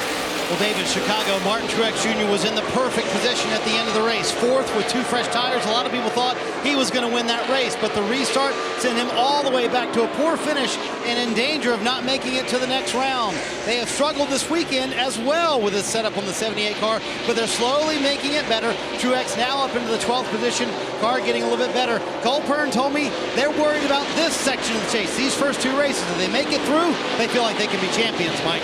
And Marty, one of the great stories of the 2014 chase was certainly Ryan Newman. Despite not ever winning a race, he came within 1 position of winning the championship. I talked with his crew chief, Luke Lambert, and asked him if they could follow that same script this year. He said, yeah, we could, but we'd rather not. He wants to win. Right now, Ryan Newman saying he doesn't necessarily have a winning car, needs to work on it, and they may have a problem developing. He thinks he might have a vibration, Rick. That's a great point. Since the last win for Ryan Newman, it's been over 2 years, but so close to winning a championship a year ago. He was chasing after the guy leading here at New Hampshire, Kevin Harvick.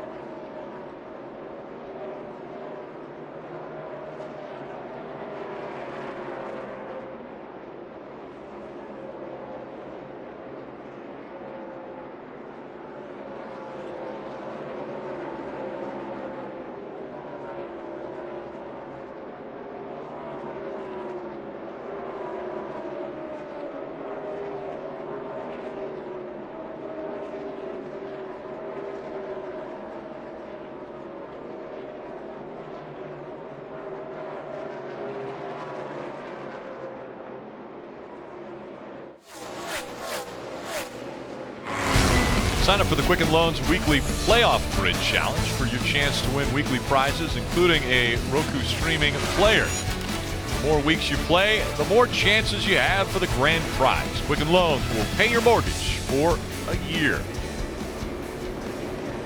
Kevin Harvick has led 123 of the 145 laps now. That is definitely a dominant car today. Jeff Gordon is trying to bounce back from maybe a little bit of strategy that was played early on. Strategy and adjustments. We've already reported earlier. We were talking about pushing a spring rubber in, maybe pulling one out of the left rear. And you see here as he tries to pass the 10, and Danica Patrick gets a little bit into her left rear, moves her up, and goes on by. And, you know, with 154 to go, you hate to get into people and move them around. But, Jeff, you and I have been talking. That 24's made some good adjustments. Currently 14th, but running some good lap times. He's running some good lap times. The problem he's got is there's only 3 guys behind him that are in the chase. So even though he's running well and he's running 14th, that's not horrible. He's still got to find his way forward because everybody in front of him are the people that he's racing to get himself into the top 12 going into the next round. Marty. And guys, you talk about all those adjustments, Steve, you were talking about it. He is still tight for Jeff Gordon. They put a spring rubber in the right rear and took one out of the left rear this last time. So they have been trying to get that 24 car better, and they've been getting it better. I think the frustrating part for Jeff is for Jeff Gordon, Jeff Burton, is the fact that he's passing the same people over and over again. He came in 15th this last time, came out 19th because of those adjustments here on pit road. When you pass the same people run after run, it gets a little frustrating behind the wheel, doesn't it? Yes, it does, but that's better than them passing you. I can tell you that. But you know, ultimately, you know, I thought it wasn't a good call to pit when they pitted because they gave up so many spots, and they still haven't gotten back. They're still to 14th, but you know, they felt like they did what they had to do to get the car driving well, and the car is fast. I mean, they have made the right adjustments. They have had to do they have done the things they needed to do to get the car to drive well. So he just needs a little bit of track position. I think he gets it. He can compete with the front runners. Mike Massaro. Well, Rick, one of the bigger stories here this week revolving around the Chasers has to do with the 41 car. Not necessarily the performance on the racetrack, but what happened off of it. This week, Tony Gibson was hospitalized briefly for an emergency appendectomy. I spoke with him this morning, and he says he's doing much better. He also pointed out a potential silver lining that came from that. He said while he was gone, because he wasn't in the shop most of the week, he said his 2 engineers, John Klossmeyer and Mike Cook, they stepped up in his absence. They took over control of what needed to be done before they got to the racetrack. He said that helped groom them a little bit for their potential future career as crew chiefs. He thought that was a great idea because it's helping him build depth in this race team, and he also knows it's important when team members step up in the middle of the playoffs. And you have to. I mean, everyone has to raise their level when we get to this part of the season. This is the playoffs. There are only 10 opportunities. When the playoffs start, there are 10 opportunities to shine. And ultimately, you've got to do it in 3 race segments. You've got to have great races the first 3 races if you want to still have a chance in advance to round 2. And race teams are a lot like football teams. You're going to hear the quarterback's name a lot, just like the driver Jimmy Johnson or Dale Earnhardt Jr. or Denny Hamlin, who are battling here on the racetrack. But there are so many people top to bottom within the organization that make these cars successful. Engineers, mechanics, pit crew people, even back at the shop, the fabricators who build the race cars. It truly takes a full organization to be successful. And when you're a crew chief, comes to the racetrack after having emergency surgery, he's here a few days later, he's not going to listen to you when you say I'm tired. He's not going to listen to you and say my ankles hurt a little bit. That's leading by example. Hey, listen, I'm here, I'm doing it. Guess what? Everybody else can too.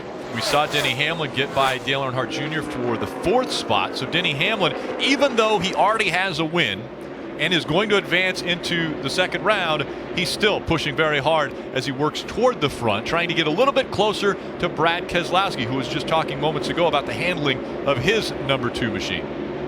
The biggest thing I see here, Paul, is that main brake, like right where I let off the brake, the car doesn't turn. And that's got us doing other things to try to get it to turn that are making me free. It's right when I let off the brake where I'm getting beat the most.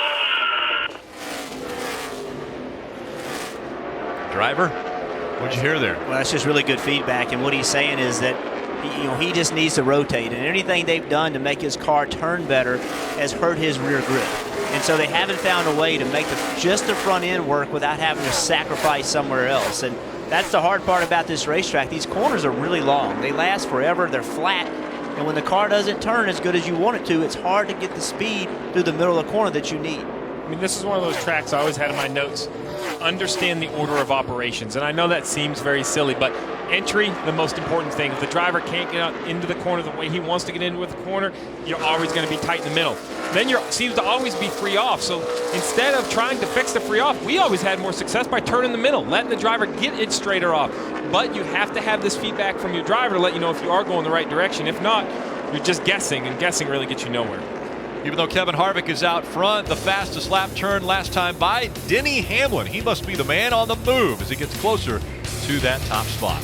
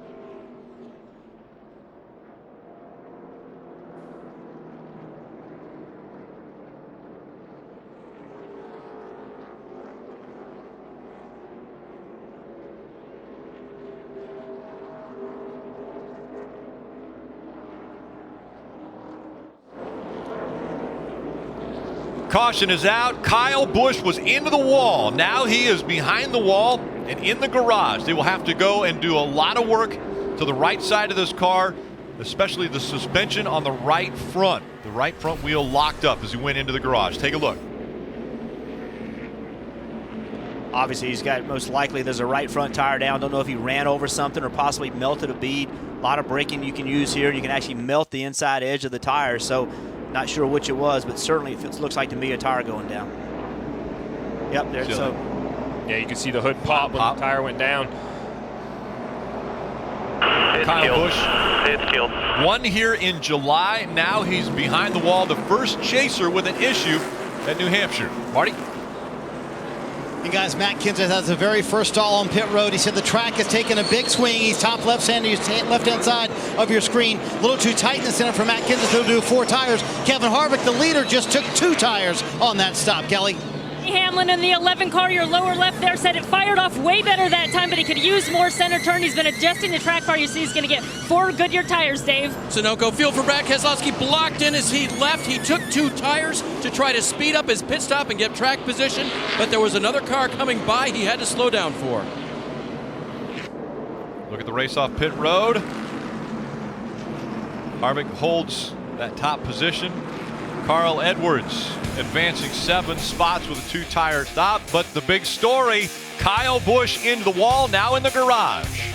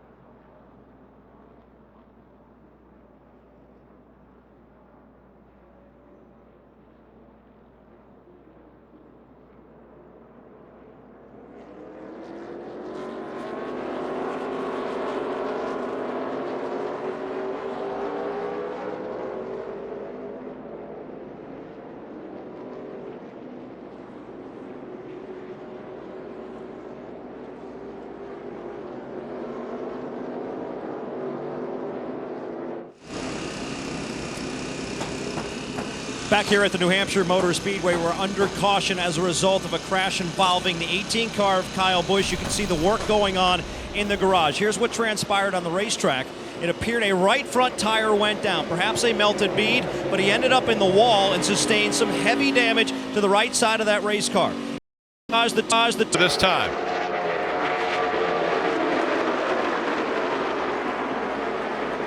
Joey Logano next in line to try to get by Martin Truex Jr. as he continues to fall back.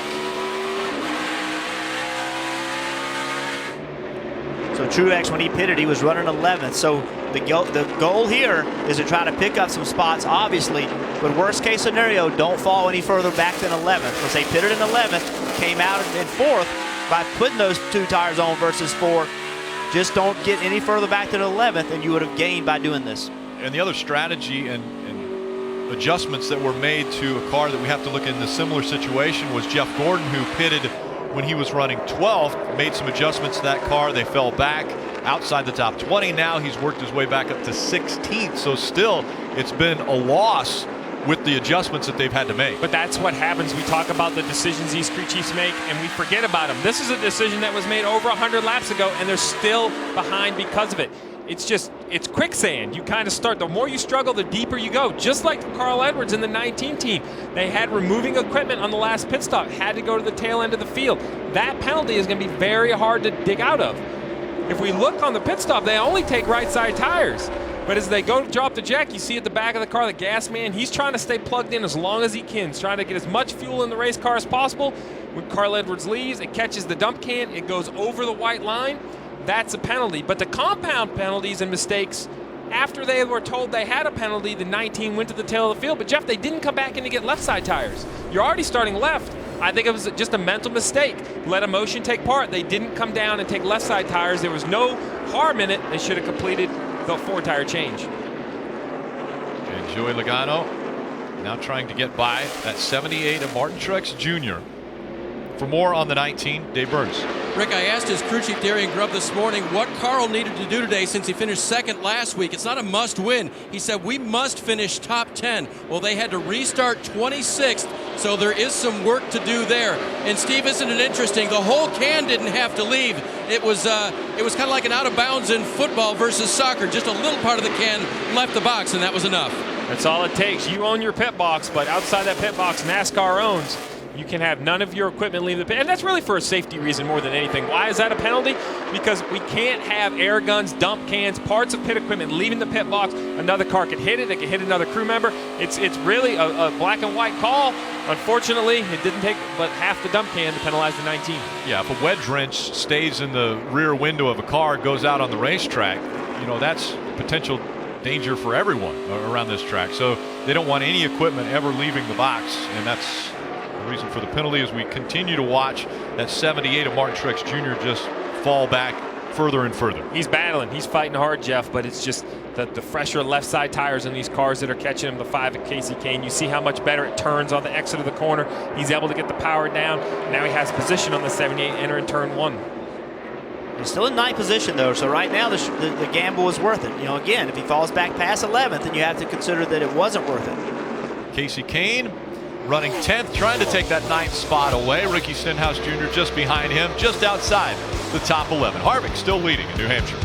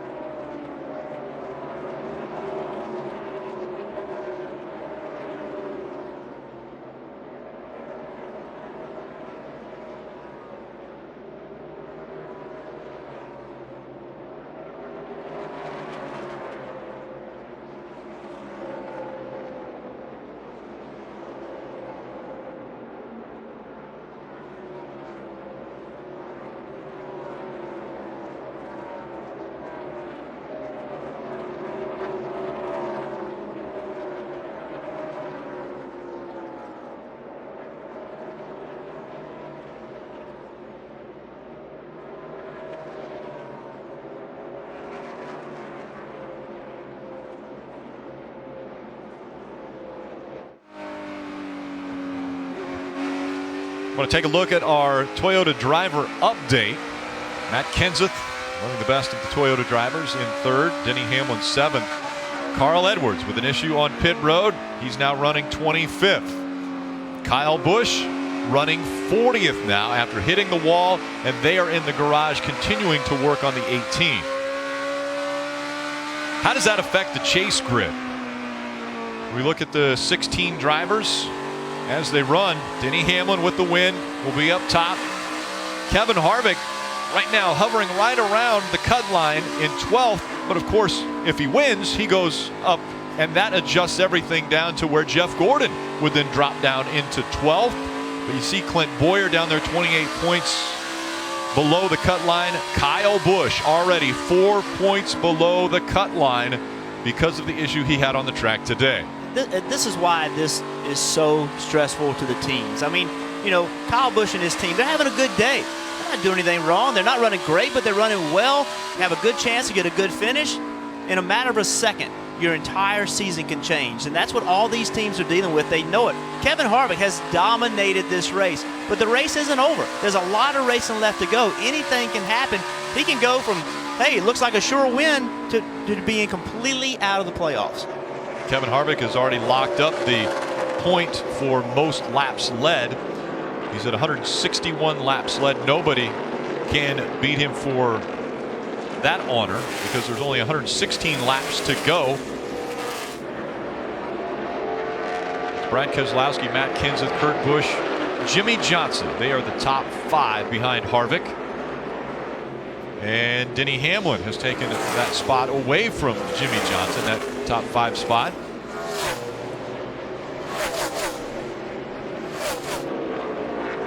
Battle for 5th tight between the 3. Hamlin, Johnson, and Dale Earnhardt Jr. Racetrack seems to be changing. Does the track bar adjustment inside the car that these drivers have, does that help them when a track starts to change? And in a run, can that help them with the handling of their car enough that it doesn't have them falling completely back and out of contention? Well, the problem you have is everyone has that adjustment. So it's not an advantage over your competitors. It's you have the adjustment just like everyone else. So it really depends. As you see here, great battle between teammates here. This is a tough part about the chase. You have to race each other, yet stay off from each other. You don't want to bang fenders as teammates, possibly leaving one of them with a flat tire. But what that track bar adjuster does, Rick, is if your setup allows the track bar to really adjust the balance, then it can help. But we've heard a couple times today, drivers report to their crew chiefs that I moved the track bar, it hasn't helped. Try something else. So their setup doesn't allow the track bar to be a big help. Dale Earnhardt Jr. moved past Jimmy Johnson. That was for 6th. Denny Hamlin has 5th, just in front of the 88s. As they work past the 23 of Jeb Burton.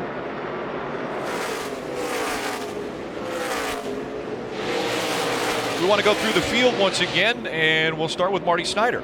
Well, Rick, it's been a stunning pace that Kevin Harvick has set today. He's led all but 23 laps, and as you just mentioned, already locked up the bonus point for leading the most laps today. Speaking of the number 23, you know, it's been 23 races, believe it or not, since Kevin Harvick and this team were in victory lane. That was Phoenix in March. 10 second place finishes this year. They would love to change all that and get win number 3 in the column today, Dave. Brad Keselowski in the last 8 races here at New Hampshire Motor Speedway in the Sprint Cup Series has been incredible. An average finish of 4.75. And he's clearly the second best car on track today if they can just keep it under him. If anything happens to Kevin Harvick, the 2 is there. It's been a good run so far, Marty. Dave, with the success of JGR coming into the chase, Matt Kenseth said, you know, it's easy to stick with what's worked so far, but we saw those Chevys bring a lot of speed, just like Kevin Harvick has today, to Chicago last week, so we always have to be developing at Joe Gibbs Racing.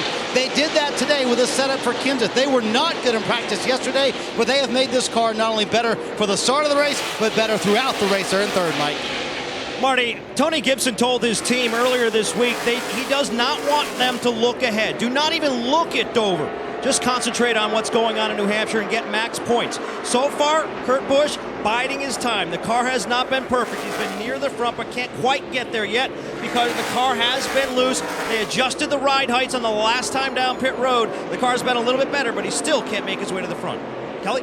With Denny Hamlin's spot in the next round of the chase secure, his crew chief, Dave Rogers, said we would absolutely do something dramatic to go for the win. If we're in position, we've got a caution out. Cautions come out, and we're hearing debris in turns 3 and 4. That coming from NASCAR. 191 laps complete. Now it's really all about nobody can make it on fuel from here, Rick, but you still have to be thinking about that. What do you do now to put yourself in position? Do you take right side tires here and then dare take right side tires again? We just saw the 7-8 of Martin Truex gamble with right side tires. He stayed 10th. Much like you were saying, Jeff, the gamble didn't have a big win, but it wasn't a loss. And it goes back to that pit stop where the 4, he put on right side tires. We saw the 2 put on right side tires. Everybody else put on 4. Now, do they have to put on 4 and everybody else put on 2? We're getting ready to find out. That's the question. While the 78 didn't lose spots, now he's sitting here. It's a spring rubber. That's hopefully not what you wanted to help your car turn, because it's not in it anymore if that was your spring rubber. But now the 78 is really staring 4 tires in the face. He almost has to take 4 tires. I think this is going to hurt, because I think there are going to be teams that take right side tires here. I think maybe the majority are going to take right side tires. That's going to hurt the 78's track position. Kevin Harvick, Brad Keselowski, Matt Kenseth, Kurt Busch, Denny Hamlin. The top 5, they all in line as they duck onto pit road and head your way, Marty. Well, Matt Kenseth has that very first stall on pit road. Again, the car just a little bit too tight for Kenseth. They're going to make a wedge adjustment here. Also an air pressure adjustment for Matt Kenseth. Actually, they're just going to make it air pressure adjustment. That's it. 2 tires. But as you predicted for Kevin Harvick, the leader, it'll be a 4-tire stop, half a round out of the right rear. Mike?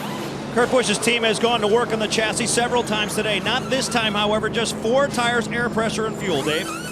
Pretty well balanced for 2 tires, said Brad Keselowski. He'll get 4 this time with a little adjustment. 6 cars making it out in front of Kevin Harvick, who was the race leader. Lost 6 spots. Matt Kenseth wins the race. Pit road.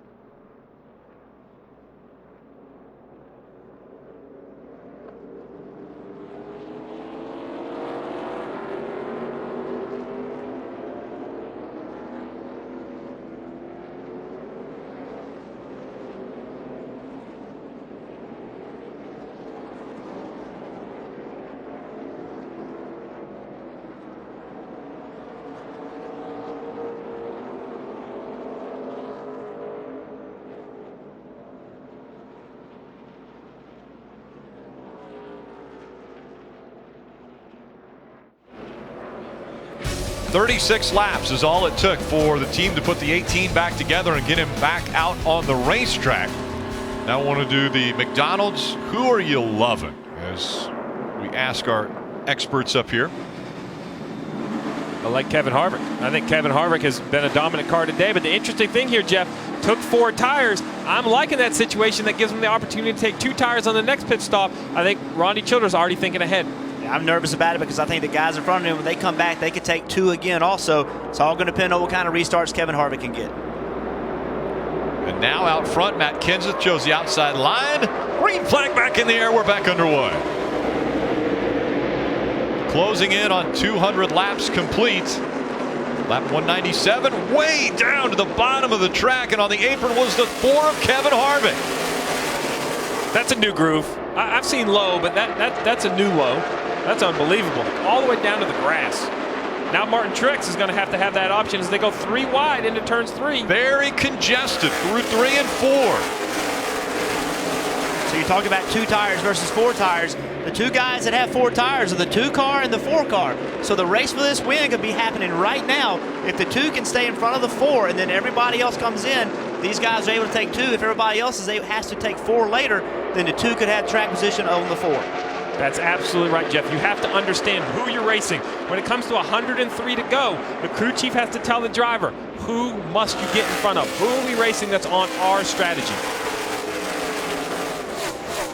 Tony Stewart falling back, did some pit strategy to get up into the top 10, running 8th now. Trying to hold on to a top 10 position. Kenseth, Earnhardt Jr., Jimmy Johnson, Joey Logano, Brad Keselowski, the top 5. The other concern I have about having to pit or losing that track position is you've led the race all day. You have no idea how your car drives behind other cars. This is the first time, really, with the exception of those first 30 or 40 laps, where Kevin Harvick's had to pass cars from behind. So this is the first time he's been in that situation. Well, as I look at the lap times, it looks like it's 48, smoke coming out the back. Left front tire looks to be down. So Jimmy Johnson looks to have cut a left front tire.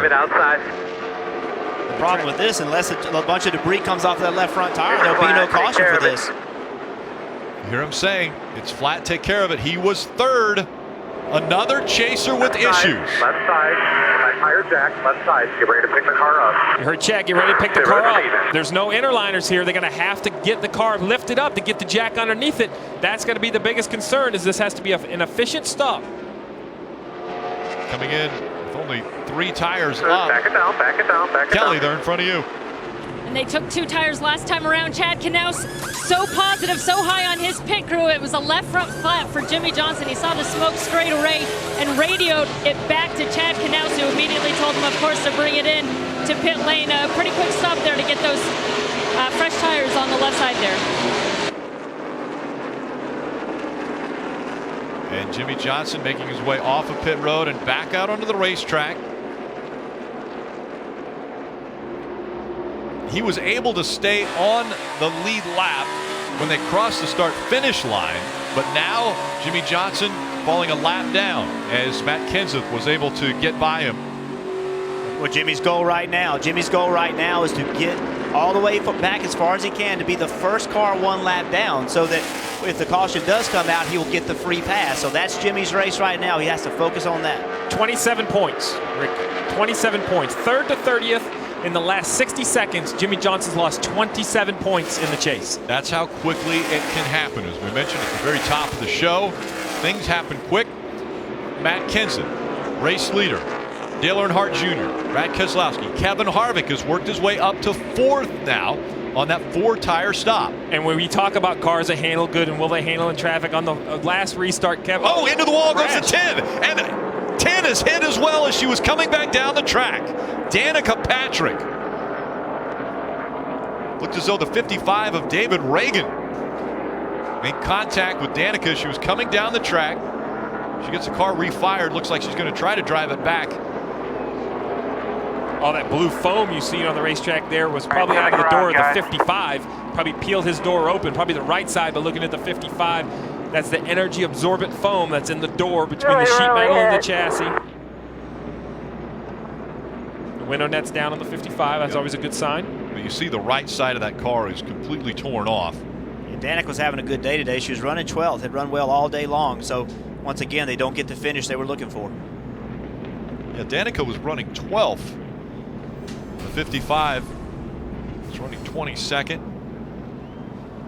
Danica on the outside of Newman. Around she goes. Didn't look like there was contact there, but could have been earlier. Yeah, I have to believe there was contact the way she turned around quickly. Here comes David Reagan. Nowhere to go. He did nothing wrong. Yeah, with a 3 wide, it was... Right here, I think, is the best shot. You have the 31 underneath the 10. The 31 just moves up. I didn't know if the 24 get into the 31, but at that view, it seemed clear to me that there was no contact. Jeff was just turning underneath the 31. The 31 got in the corner deep.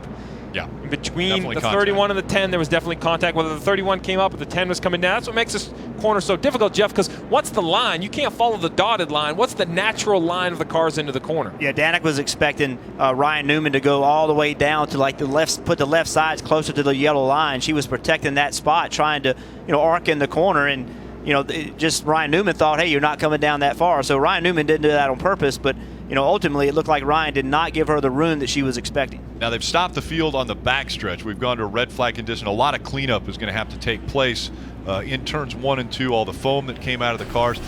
As a driver, Jeff, when Danica Patrick initially hits the wall and then comes back down the racetrack and the car stops, do you kind of loosen up a little bit and you're not expecting that second hit to happen, are you? No, I think I always was. I was always, until everybody went by me, I was always expecting to get hit again. It's kind of the fear you have of being sitting in the middle of the racetrack and somebody T-boning you. That's one of the biggest fears a driver has. So, yeah, I think you stay, and your belts are so tight. Really, whether you're relaxed or not really doesn't matter. About the only thing you can do is hold on to the wheel, kind of get your head up against all the head supports so that if you do get hit, your head doesn't move a great deal. But other than that, the safety system inside the car should do the majority of the work. You see all the crew members looking at the car. They can't work on it under a red flag condition. They might actually do it, though, because the penalty of it is not going to hurt them that much if they want to start working on this car. But anyone else involved in it or wanting to have any work done to their car can't work on the car under a red flag condition. So the 10 has made its way into the garage. Danica Patrick will climb out of that car. Big hit between David Reagan and Danica Patrick after Patrick was up into the outside wall. We're under a red flag condition in New Hampshire.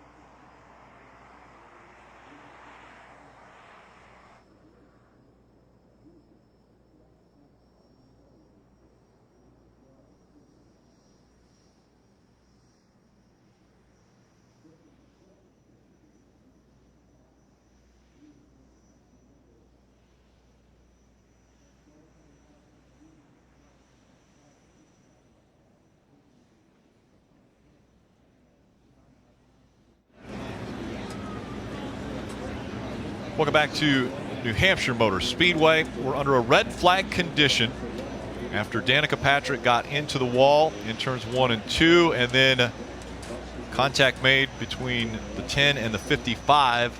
David Reagan trying to avoid the 10. Got into Danica Patrick and tore the right side off of that car. Danica Patrick, you know, as she was getting out of the car, we heard some radio communication between her and the team. This is what she had to say on the radio. 31 just totally took me out. I get it. I mean, I get that he was working hard to pass me, but it's not like it was first 10 laps of the race.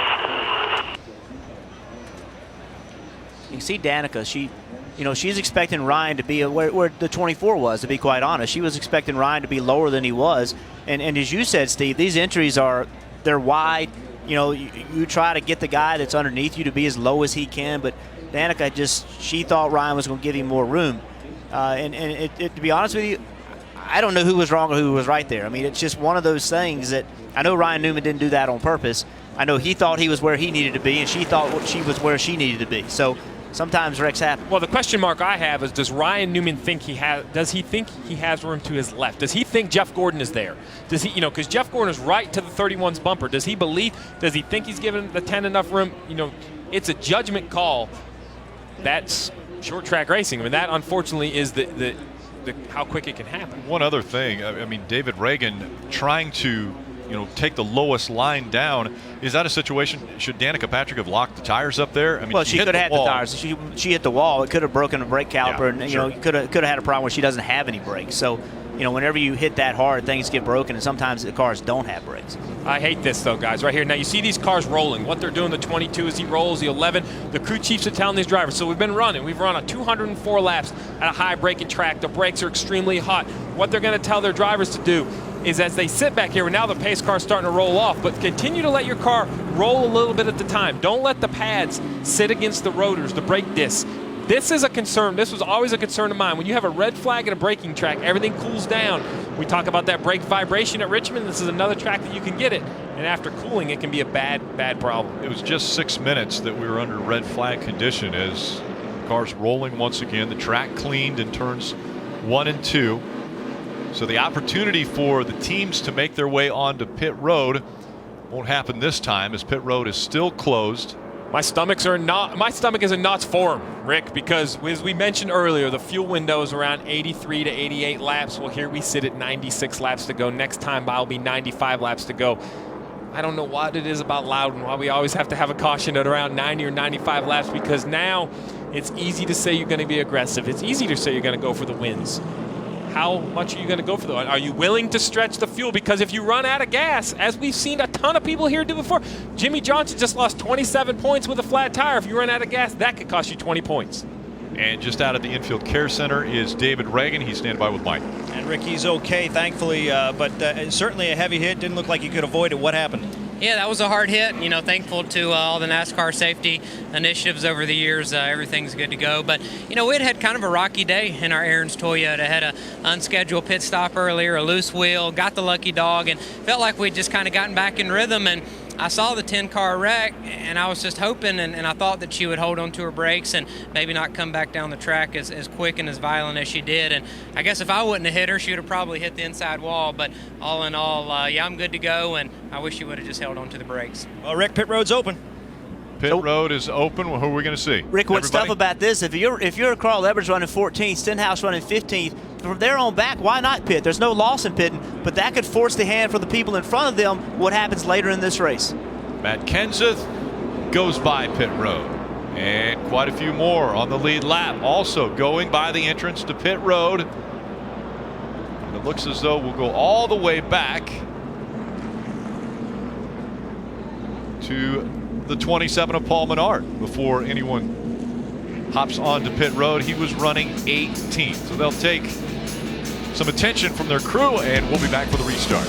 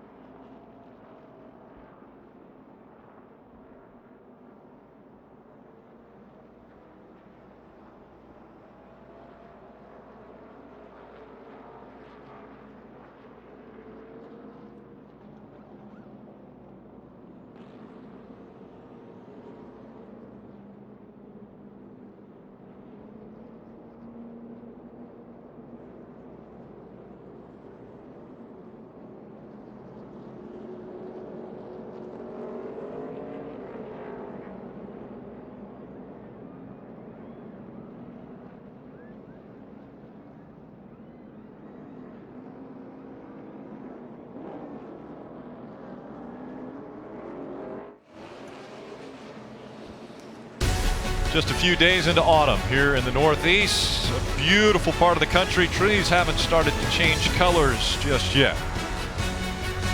Today's aerial coverage provided by our partners at Smithfield Foods. Biggest chase mover presented by Sprint is Clint Boyer. He currently scored in the 10th position, has moved up 16 spots. Stop in at Sprint, cut your rate plan in half. Just bring in your Verizon or AT&T wireless bill and turn in your old phone. And Clint put on 2 tires that last pit stop to gain a lot of spots. Now again, the goal is to keep these spots. Don't give them back up. I know you have 2. You're racing down a lot of people that have 4. But to make this work, you got to keep this track position. Jeff, I'm frustrated. I'm frustrated by some of these pit decisions. I look down and I see Paul Menard. I think that was a great pit decision to be in 19th. You see on the chase grid, he's currently 4 points out. But what does he have? He has fuel. He pitted at lap 206. Can he stretch his fuel to the finish? Right in front of him, Jamie McMurray in 16th. He's 3 points to the good. He's short on fuel. So I like the gamble. We talked about the 27. We were very harsh on the 27, not showing the speed to win.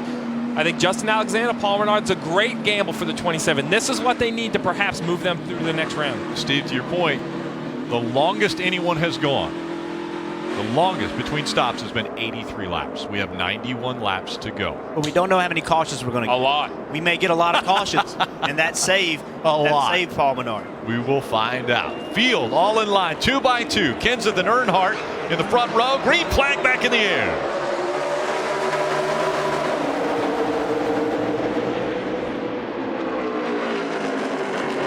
Kevin Harvick passes the 88, takes second. Dale Jr. did not get a good restart. That helped the 4 car, but it hurt the 2 car. 2 of Dale Earnhardt Jr., or excuse me, the 2 of Brad Keselowski, who's all over the back bumper of Dale Earnhardt Jr. on the restart. Looked like he was trying to push him. 4 car goes from 4th to 2nd on that restart.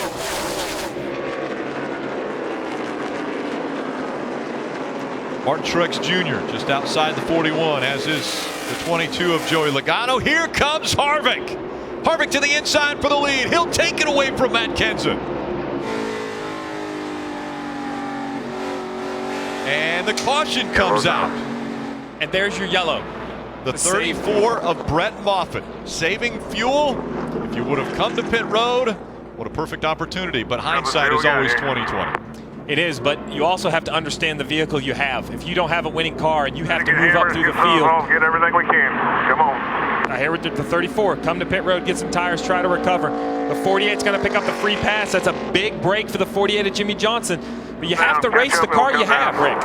You have to decide. If you don't have a winning car, get off strategy. A lot of teams had the opportunity. They squandered that opportunity. We'll see if it pays off for some. But you got to pit now, right? I mean, you have to pit now. The 4 car needs to pit, do fuel only. They're on 4 tires. I think you'll see pit road full with 89 laps left. You have to know you're going to get some more cautions. You have to be willing to gamble. So surely they're going to pit this time. And with that, Paul Menard stays out and inherits the lead. Yes. Well, Sam Hornish is actually after the restart. He was the most efficient on the restart, but I think all the leaders are going to come.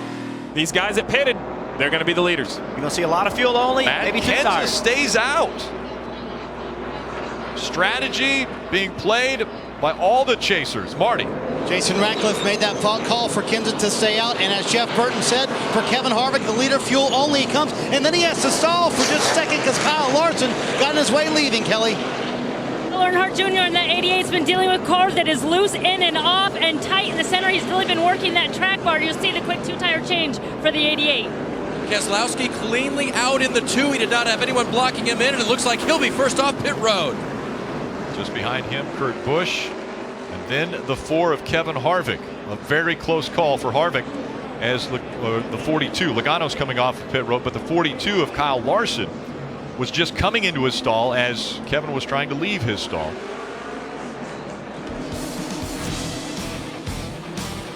Close call for the 42 and the 4 on pit road.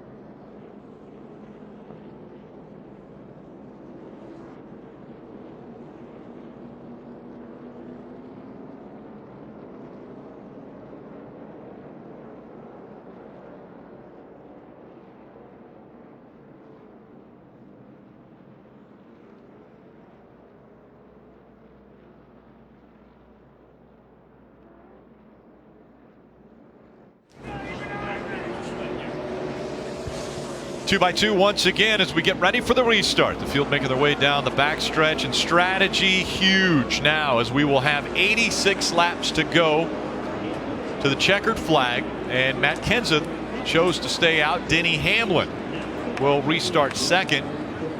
Matt Kenseth chooses the inside line, or excuse me, the outside line. Hamlin will be on the inside line. Yeah, Rick, we basically have three groups. We have the front four cars who last pitted at lap 193, a group at 206, Kevin Harvick and some of the more dominant cars just off pit road at lap 212. Back to the NBC Sports restart zone, and we're back underway. 86 laps to go, just outside of most people's fuel window. Kenseth with a great restart. He'll stay out in front of Denny Hamlin, Jamie McMurray, Greg Biffle running fourth. Tony Stewart is fifth. Sam Hornish Jr., Justin Allgaier, Brad Keselowski, Trevor Bayne, and Cole Witts in the top 10. Change of fortune, I would say, for a lot of the Chase drivers, as they had dominated the top 10, even the top 12, and now we have 5 that aren't chasers in the top 10. And the whole key is when you're off pit road last, that's what's scrolling across underneath the names at the top of the screen, because that is what's jumbled up the field. Some decided to pit, some decided to stay out. Now can Kevin Harvick and some of these faster cars work up through the field, but do it cleanly without damaging their race cars. That's right. It's so important for these guys to recognize the situation they're in. Brad Keselowski, he's got himself clear of all the big traffic. Everybody in front of him will without a doubt have to pit. So Kevin Harvick, Kyle Busch, all those guys, Kurt Busch rather, all those guys, they still have to work their way through the traffic that Keselowski got through. But you know everybody in front of you has to pit, so don't do anything foolish to take yourself out of an opportunity to get a good finish. Greg Biffle last stopped on lap 206. Biffle running fourth. Roush Fenway needed something to give them a shot in the arm, a boost of confidence. Greg Biffle on Friday told me he thought his car was pretty good in race trim, and through pit strategy they've put themselves in a position where they can now show it. And you have to have a good car, because you see Trevor Bayne here. While I think they have a great pit strategy, they just don't have the chassis in the car to keep up with it. They're falling back, unlike the 16 of Greg Biffle. He's attacking the one of Jamie McMurray. He knows he's better than he is on fuel. The reason he wants to get by him, because his mirror is going to get bigger and bigger and bigger of that 4 of Kevin Harvick. The longer we run, Kevin Harvick is going to continue to move through traffic. But here's the strategy. Here, in my opinion, it's a battle for the lead. Denny Hamlin takes the top spot away from Matt Kenseth. Can Denny Hamlin go back-to-back and win the first 2 races of the chase? He's going to have to come to pit road unless some things play out. Maybe if we get enough cautions, they might stay out. This gamble here is not to stay out. They hope this thing goes 40, 45 laps, and then we have a caution, because then they'll come and get tires, and their tires will be an advantage. Does anyone dare stay short on fuel and short on tires? That's the gamble that Matt Kenseth and Denny Hamlin. Every gamble is a good one. I could argue all three. The cautions are going to determine which one was the right one. Kelly.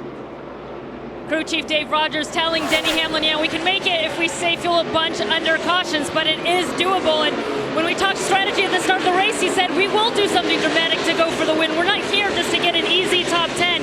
We're going to go for it. And then I asked him, would you consider doing anything to help a teammate get a win and get through? And he said, absolutely not. And it was actually Matt Kenseth's philosophy that he agreed with. He said, look, you help your teammates out until the point that it costs you something. My guys work way too hard not to go for the win every time out, Marty.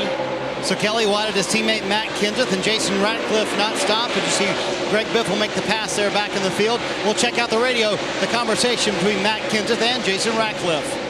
Hey, sure, where that put us? I would have put us 7. Oh, shoot, man. Okay. Hopefully cautions will fall right. What was going to happen right there is we were going to lose a ton of track position. 10 for this thing. If cautions fall wrong, they'll all make it to the end, but hopefully we'll run long enough to burn the tires up enough for everybody's got to come and get some tires. So that was the theory of why the 20 did not pit. Steve, I'd love your take on that. They thought if they did pit, they would go way too far back in the field and burn their tires up too, trying to come up through the field, and they were still 7 laps short, so not much to gain there for the 20 team by pitting on that last caution. Yeah, I hear that, but I also hear a little disappointment in Matt Kenseth's voice when he said, oh, shoot, because he knows and he's seen how this race runs out. I think the big question now isn't Matt Kenseth and Denny Hamlin. The question's behind them. I look at Greg Biffle. I think he can make it from lap 206. Keselowski, though, he's at lap 212. Really, it's a question now of how hard do you want to run. I think Keselowski has got to be up on his horse, running as hard as he can, because he has to force Greg Biffle to feel the pressure coming. I'm going to disagree with you, crew chief. I'm sorry. Biffle's on 206. Keselowski's on 212. I think Keselowski's fast enough where he should ride right here. He should save fuel. He can put pressure on the 16 of Biffle later. I want to see, if I'm the crew chief on the 2 car, I'm saying you have to save me enough fuel in case this thing goes green. If it gets ready to go green, the 16's in trouble. He can't go that far in the green, can he? So I think you have to focus on this being a green flag run, because if it is, and you can make it, you're going to win the race. There were teammates fighting for position there. Kevin Harvick has 7th. Kurt Busch 8th. Denny Hamlin, who won at Chicagoland a week ago, already locked up a spot in round 2. Trying to do it again. Get back to victory lane.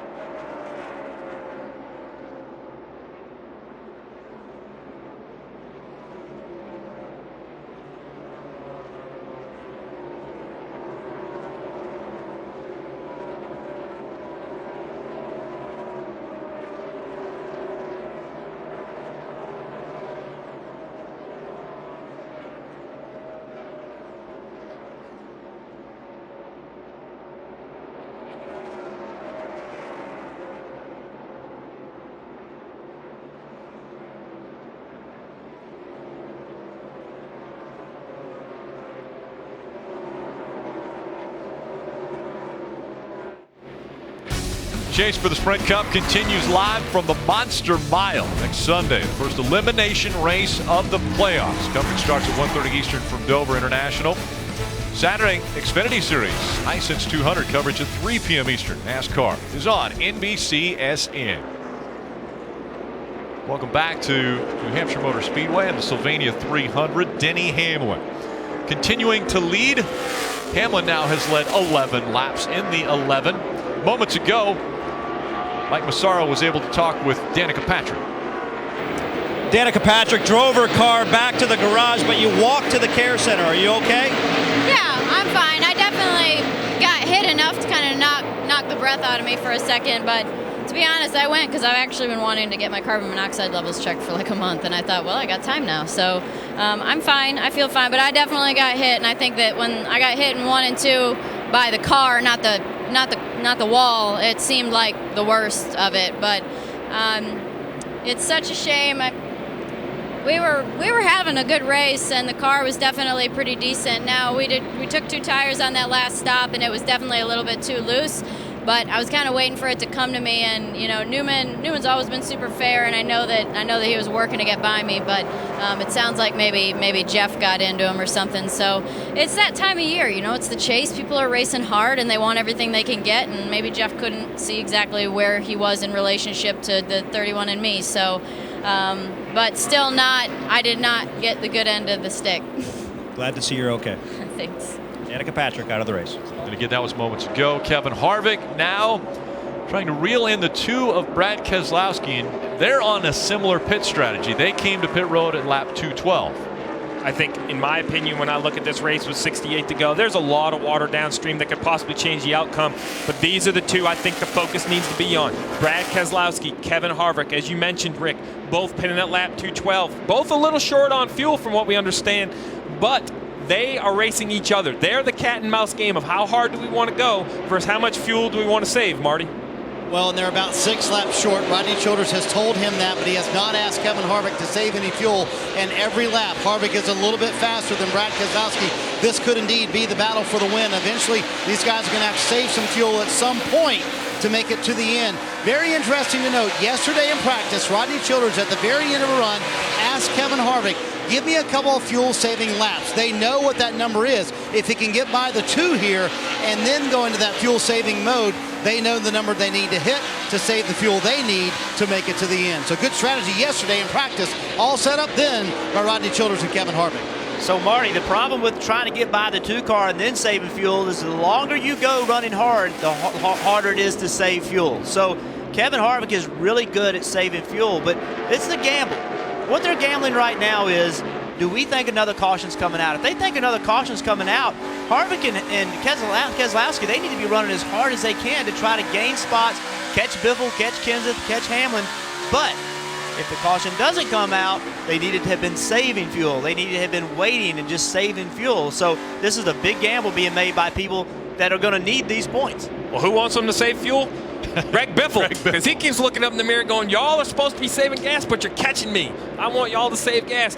Great move by Matt Pusher to give Greg Biffle an opportunity. This team needed a shot in the arm. He's running third. While it's going to be hard to hold off those other 2, third is a great position for this race team to be running at this point. So many times this race has come down to fuel mileage, and once again, the top 3 right now on a different strategy than the next 2.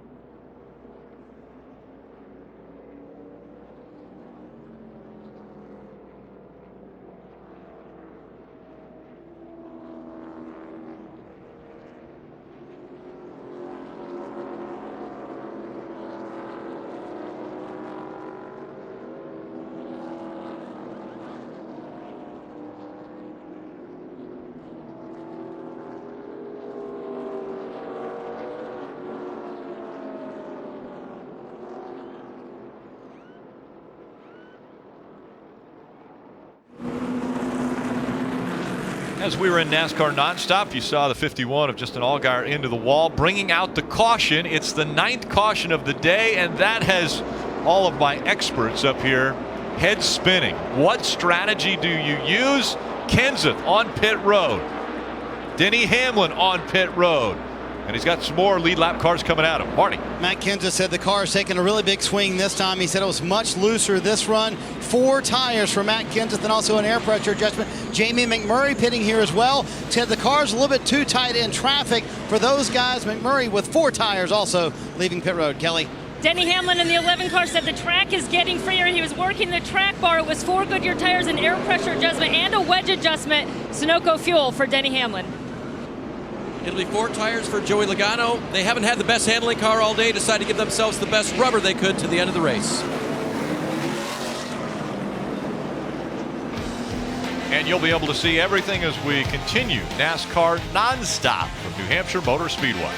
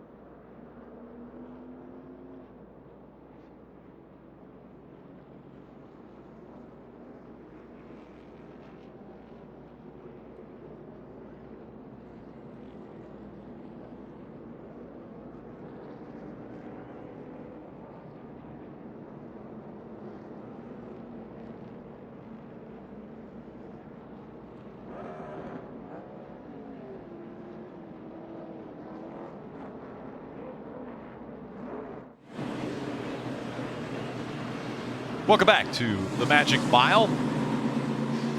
Getting ready for another restart here at New Hampshire Motor Speedway. Jeff, at the beginning of the show, we mentioned how important restarts are. This one may end up being the most important. Without a doubt. I mean, if we don't get another restart, this one could determine who the winner of the race is. We can see the 16 car Greg Biffle, he's stayed out along with Keselowski, Harvick, and Kurt Busch.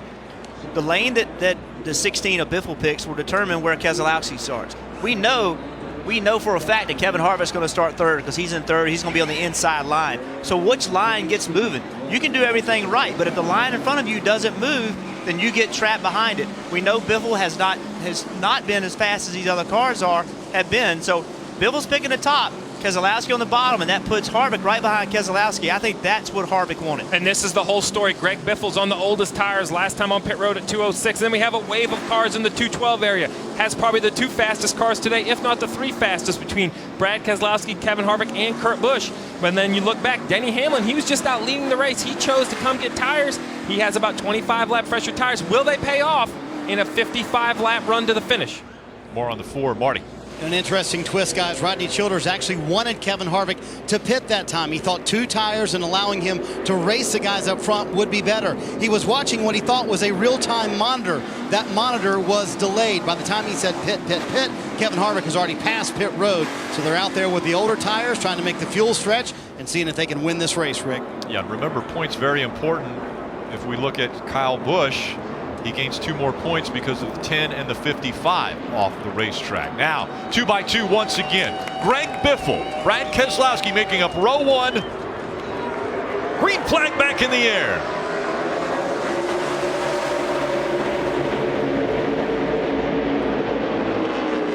The 19 of Carl Edwards looked to the inside of that 4 of Kevin Harvick. Just as they were getting into turn number 1, Biffle, can he hang on and stay in front of Keselowski? He does. And NASCAR is saying the restart is under review. So they are going to take another look at that restart. The control car, the 16 of Greg Biffle, as they were coming into that restart zone.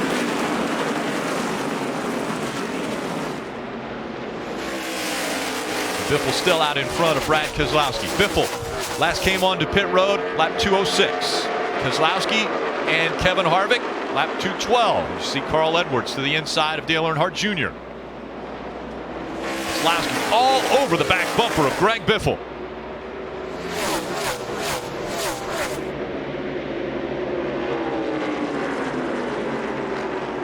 Biffle's going to be pushed hard by the 2 of Brad Keselowski as well as the 4 of Kevin Harvick. Biffle has to go the longest on fuel with just 56 laps to go.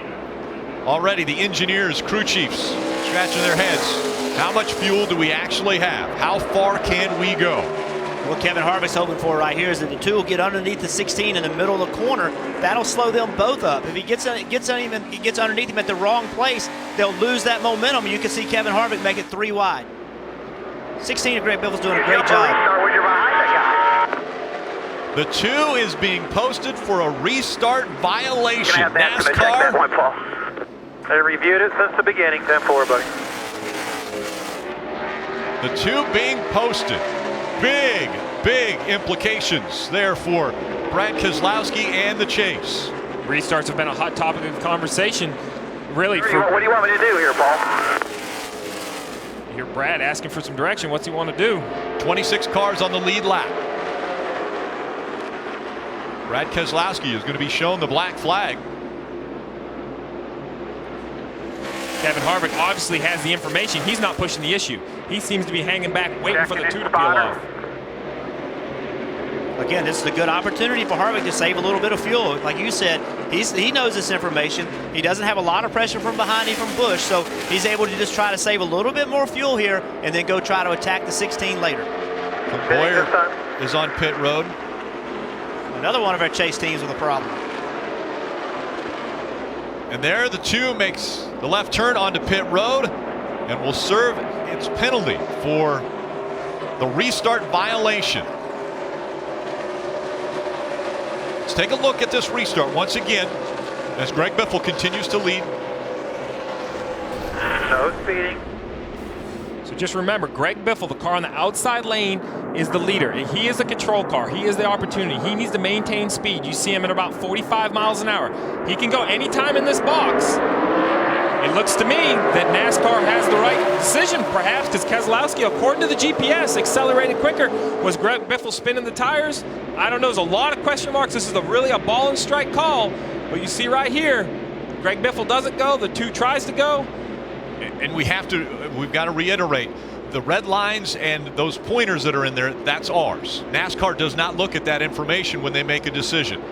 It's a ball and strike call. I don't know the right answer. We're not NASCAR. We don't make this decision. They are obviously saying that the 16 didn't want to go yet. The 2 pushed the issue. That's the call they're making in the tower. Jeff, you're the driver. You have a better idea that what happens in the restart zone than I do. I think what's so hard for NASCAR is you have a rule and you have to enforce it. If Keselowski went before the 16 of Biffle, if he went before him, you have to make the call. You don't want to make the call. You want all the stuff to happen on the racetrack. But if you feel like the 2 went before he was supposed to go, then you have to make the call. You see Harvick making a run for the lead. And NASCAR has continued to tell the drivers in the drivers' meeting, don't make us make that call, as Kevin Harvick looks to the inside for the lead. Greg Biffle still trying to hold on to it as he runs that higher line. Now they're door by door. Down the backstretch they go. Harvick making the move to the inside, and Harvick back to the front. Does Harvick have to start conserving fuel now that he's out front and he is dictating the pace? Does he have to start conserving fuel? Well, I think now he can. Now he can just race to the front bumper of Greg Biffle. Now that Kevin Harvick's in front of Greg Biffle, he can just continue to race his mirror. 3 car lengths, 2 car lengths. He has the best car. He can be pretty aggressive. He can back right up to the 16 to save as much fuel as possible. And the advantage he has is that the 16 has to do the same thing. The 16 can't force the issue with the 4 car. We know the 16 needs more laps of caution than Harvick does. So the 16 cannot push the issue with Harvick. This is a time that Harvick can really save a lot of fuel. Kevin Harvick out front. Greg Biffle running second. Hamlin, Kenseth, Kurt Busch the top 5. We go NASCAR nonstop.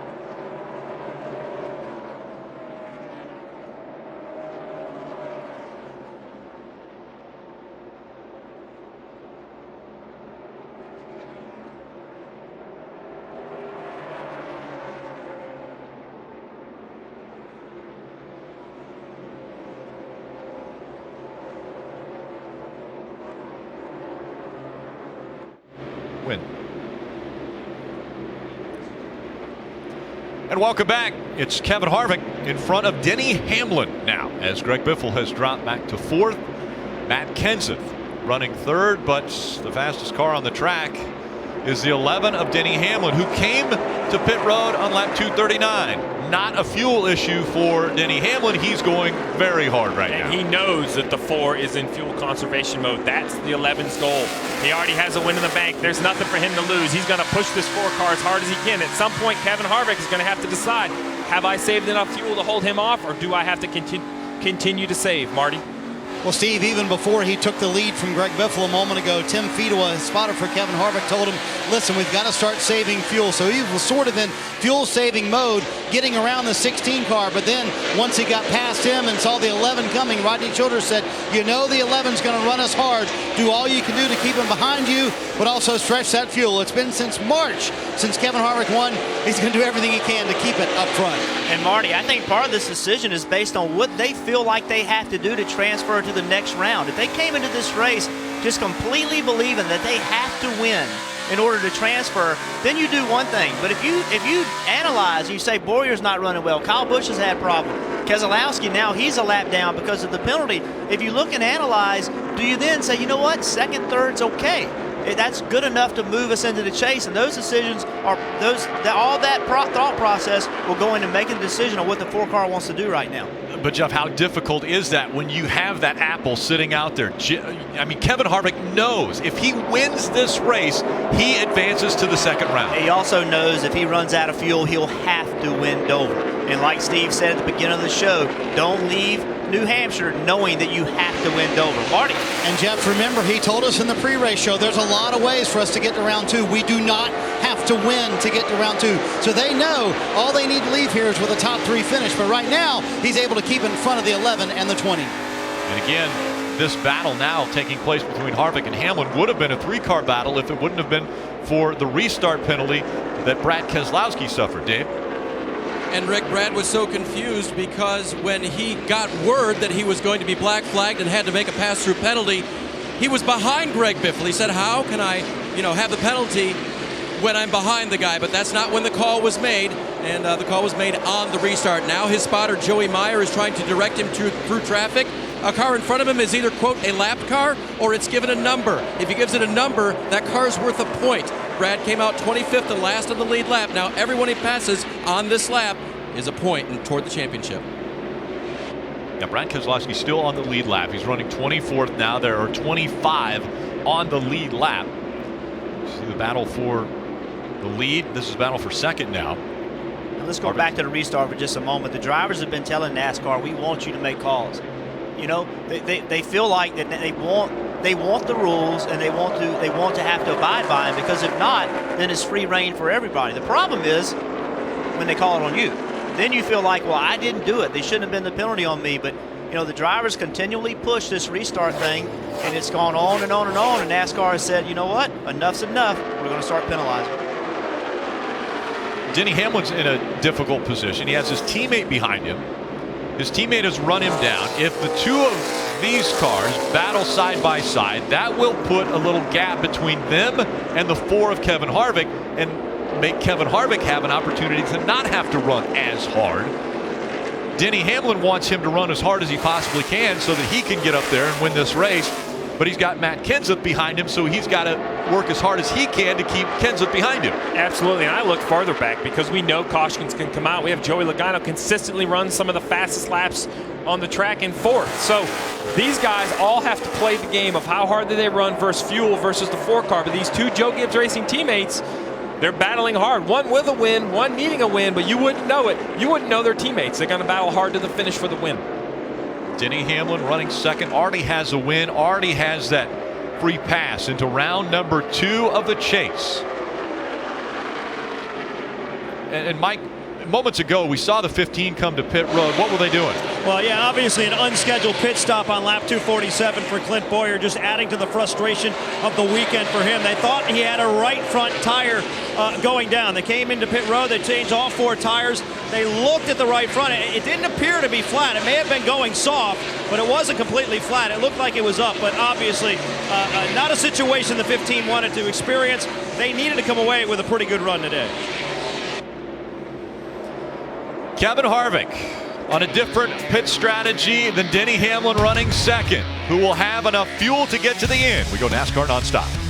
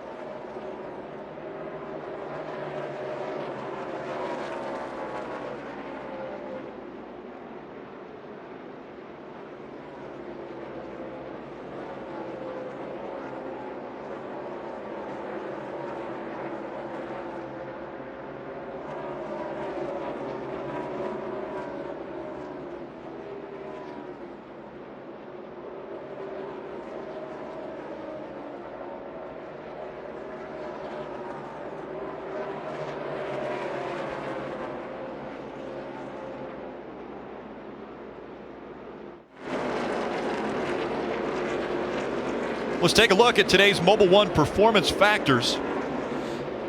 Simple. Kevin Harvick pitted at lap 212, trying to stretch his fuel and his tires. Matt Kenseth, Denny Hamlin, Jeff, they pitted at 239. Matt Kenseth and Denny Hamlin, they're going to push the 4 car as hard as they can. They want to apply as much pressure as they possibly can to try to make the 4 car burn too much fuel and ultimately run out.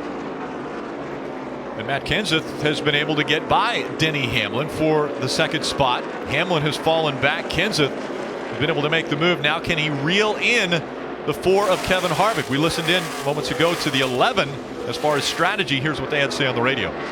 My calculations say that 4 car cannot make it. Cannot make it. Make sure you don't burn up your stuff. And so that's the strategy of the 11. How about the strategy of the 4? This is their radio.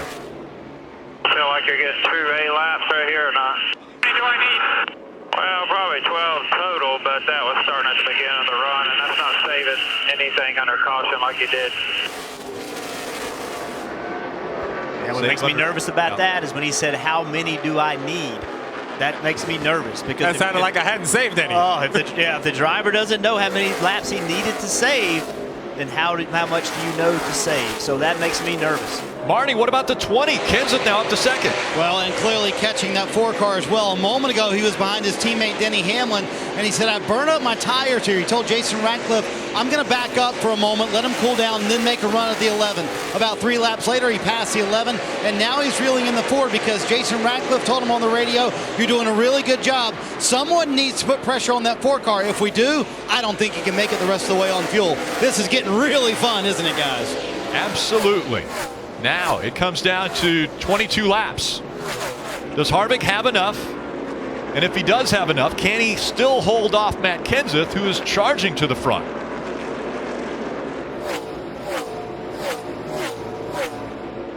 Talked about the chase. You know, this would be stressful in and of itself if this race didn't have the ramifications that it has. You know, you're trying to win a race. Winning these races, is a special thing. It's very, very difficult to win a Sprint Cup Series race beyond imaginability how hard it is. But then you add, if the 4-car runs out, no matter how good of a year he's had, his championship hopes may be over. So you add that to it, and that's why this chase adds so much pressure to what we're doing. That 4-car, the pit road, people on the pit box, Kevin Harvick, everybody is exceptionally nervous right now. 25 cars on the lead lap. If Harvick were to run out and finish 25th, he loses 24 points. Again, a point a position. You call it 25 cars. I mean, no. There's 24 points in the lead lap. Because right now it's all about points. So what's the gamble? Because if he makes it, we keep talking about the negative. What if he makes it? If he wins, he is in the second round. He could take over off, go there, have a good time, ride around 5th. Unlike they would, they run in the top 2. It seems like every week. If he makes it, risk versus reward. Jeff, which would you? Come on, you're arguing both sides. Which would you do if you're Kevin Harvick? Oh, I love what the 4-car did. I love the plan. I just hope he saved enough. I hope he knew the information. If you had this strategy, which I thought was the right strategy, you have to be willing to finish 3rd, though. You have to say, you know what, I got to save enough. If Kevin Harvick had the information early enough and he feels like he had that and could save it, perfect strategy. If he got it late, then I want to go back and finish 4th, 5th, or 6th. I want to be saving a tremendous amount of fuel. Their strategy coming in was they didn't want to be in a position where they had to win at Dover, where they ultimately had to win to advance. If they finish where they are now, of course, they advance because they get the win. If they finish in the top 2 and 3, it's still a very good points day for this team, and they don't have to win. They can still point their way in. But, Rick, with 18 to go, you can only save so much fuel. So as we discuss the decision's made. There isn't a switch he can flip to save enough in 18 laps if he hasn't saved yet. This is something you had to do over the whole run. You heard the radio communications earlier. Right, Jeff? This is something you need to know from the word go. A little every lap. You can't save quarts or gallons of fuel in 15 laps. And we saw it poking earlier in the year. We saw the leaders run themselves out of fuel. Matt Kenseth won the race. The leaders were pushing each other so hard that they were running too hard with the amount of fuel that they had. They all ran out. There, Matt Kenseth was to take advantage of it. So that's what Kevin Harvick has needed to guard against during this entire run. And Matt Kenseth took advantage of maybe an ill handling of number 11. Kelly, what were they saying as they dropped back to 3rd? Well, first Denny Hamlin came over and said he got really tight for some reason, but more importantly, it sounded like, although it was difficult to make out, that he might have an issue with one of his tires. The pit crew here at the 11 sprung into action, but so far they've not called him down. They're just monitoring it for now. Well, the only guy in the field that can afford to have an issue right now is Denny Hamlin, because he won last week and he's on to round 2. And, you know, even though Kevin Harvick is out front leading this race and running the fastest lap time, he may still be saving. As fast as we've seen him all day long. I mean, we're in here thinking, well, he's running really fast, but as fast as he's been, he could be running that fast and saving fuel. One thing too, I think we should consider. If he runs out, he's not going to be the first car in the lead lap or the last car in the lead lap. If he runs out on the green, he could be 2 laps down. If you run out at the wrong place, if you run out coming out of turn 2, and you have to coast all the way down the back straightaway and on the pit road, you're not going to finish 24th. Right. You might finish 30th. The counter argument is he doesn't have to make it to the start finish line. If he has fuel getting into turn 3, he's going to finish in the top 5 or 10. Yes.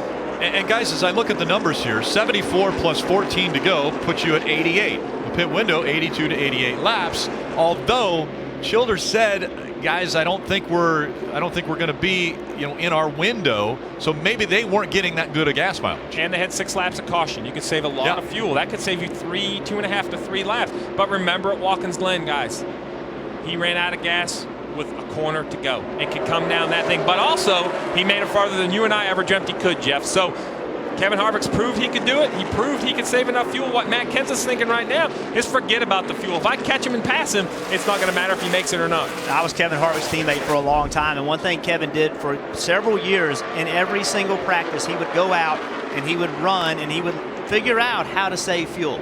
And he set a trend in the garage for doing that. You go out and you see lap time, you're like, why is Kevin Harvick so slow? And everybody's starting to realize it. You know what? Kevin Harvick's figuring out what his fuel mileage is. Now a lot of people do it.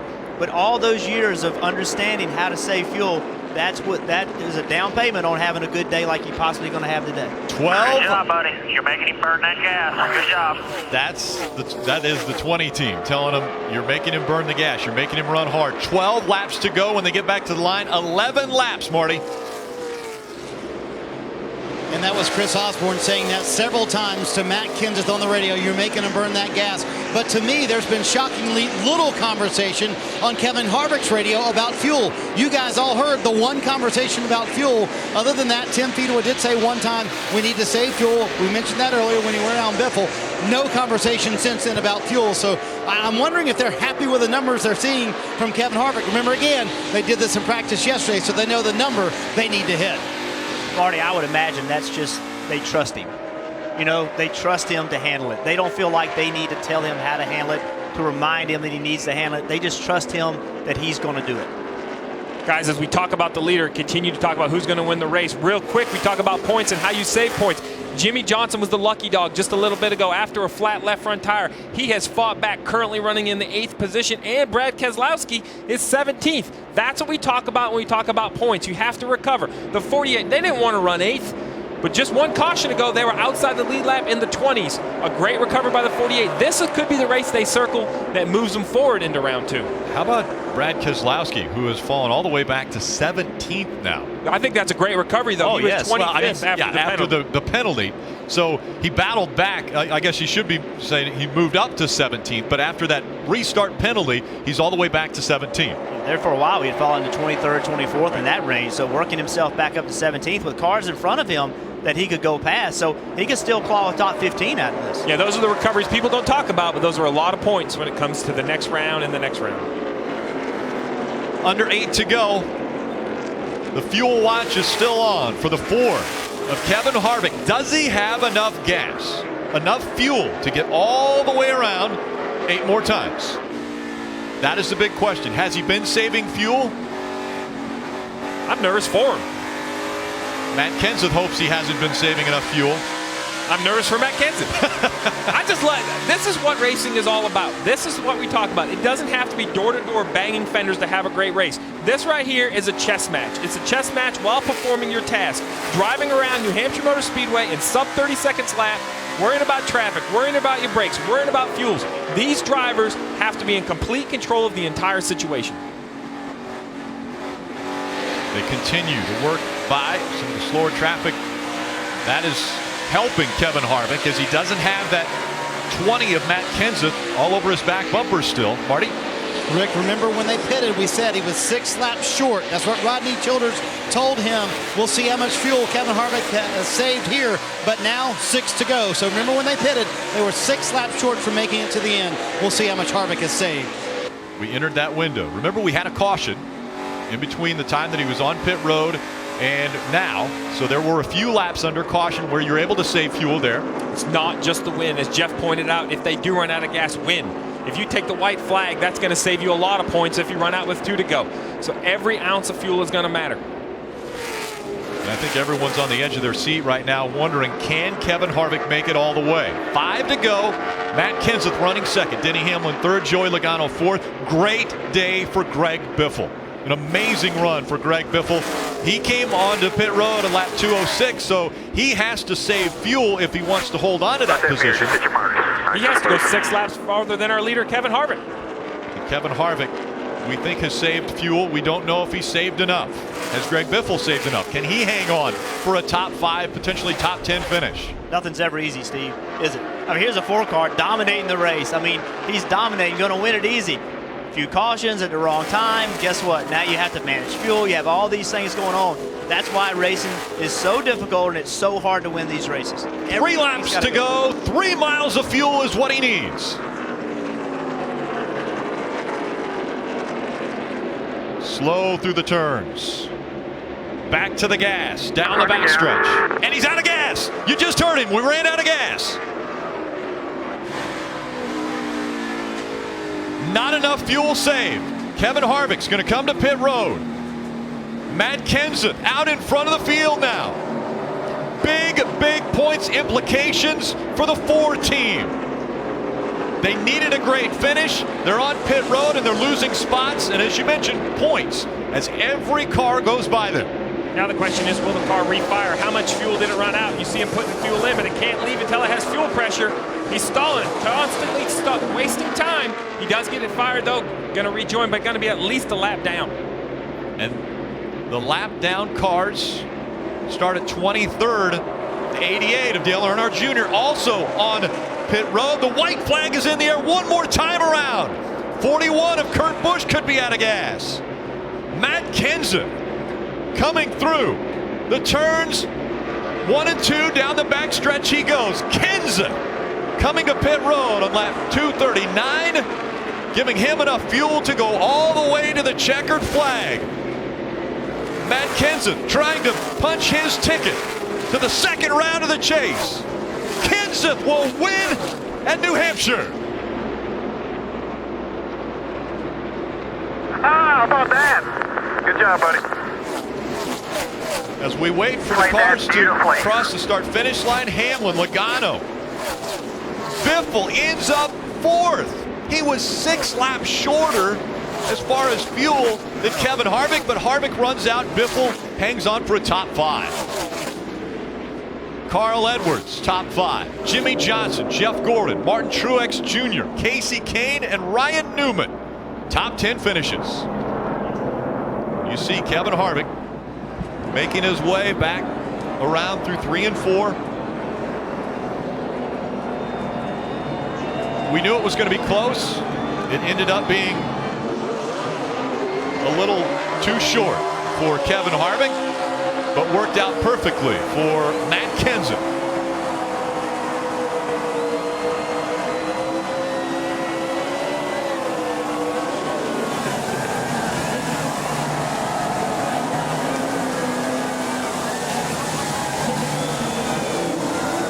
Momentum and Joe Gibbs Racing. Joe Gibbs Racing has won 4 consecutive races.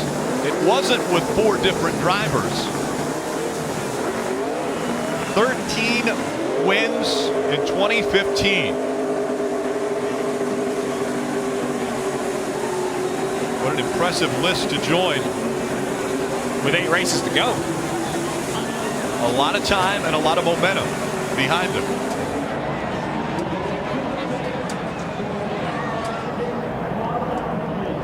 Our score sheet showing Kevin Harvick finishing 21st. If you do the math, he lost 20 points. Dale Earnhardt Jr. 25th. Clint Bowyer 26th as far as chasers and where they end up. 1 race to go before the cutoff. The bottom 4 in points in the chase do not advance into round 2. You win and you advance. That's exactly what Matt Kenseth was able to do today at New Hampshire Motor Speedway. When we come back, he's in victory lane.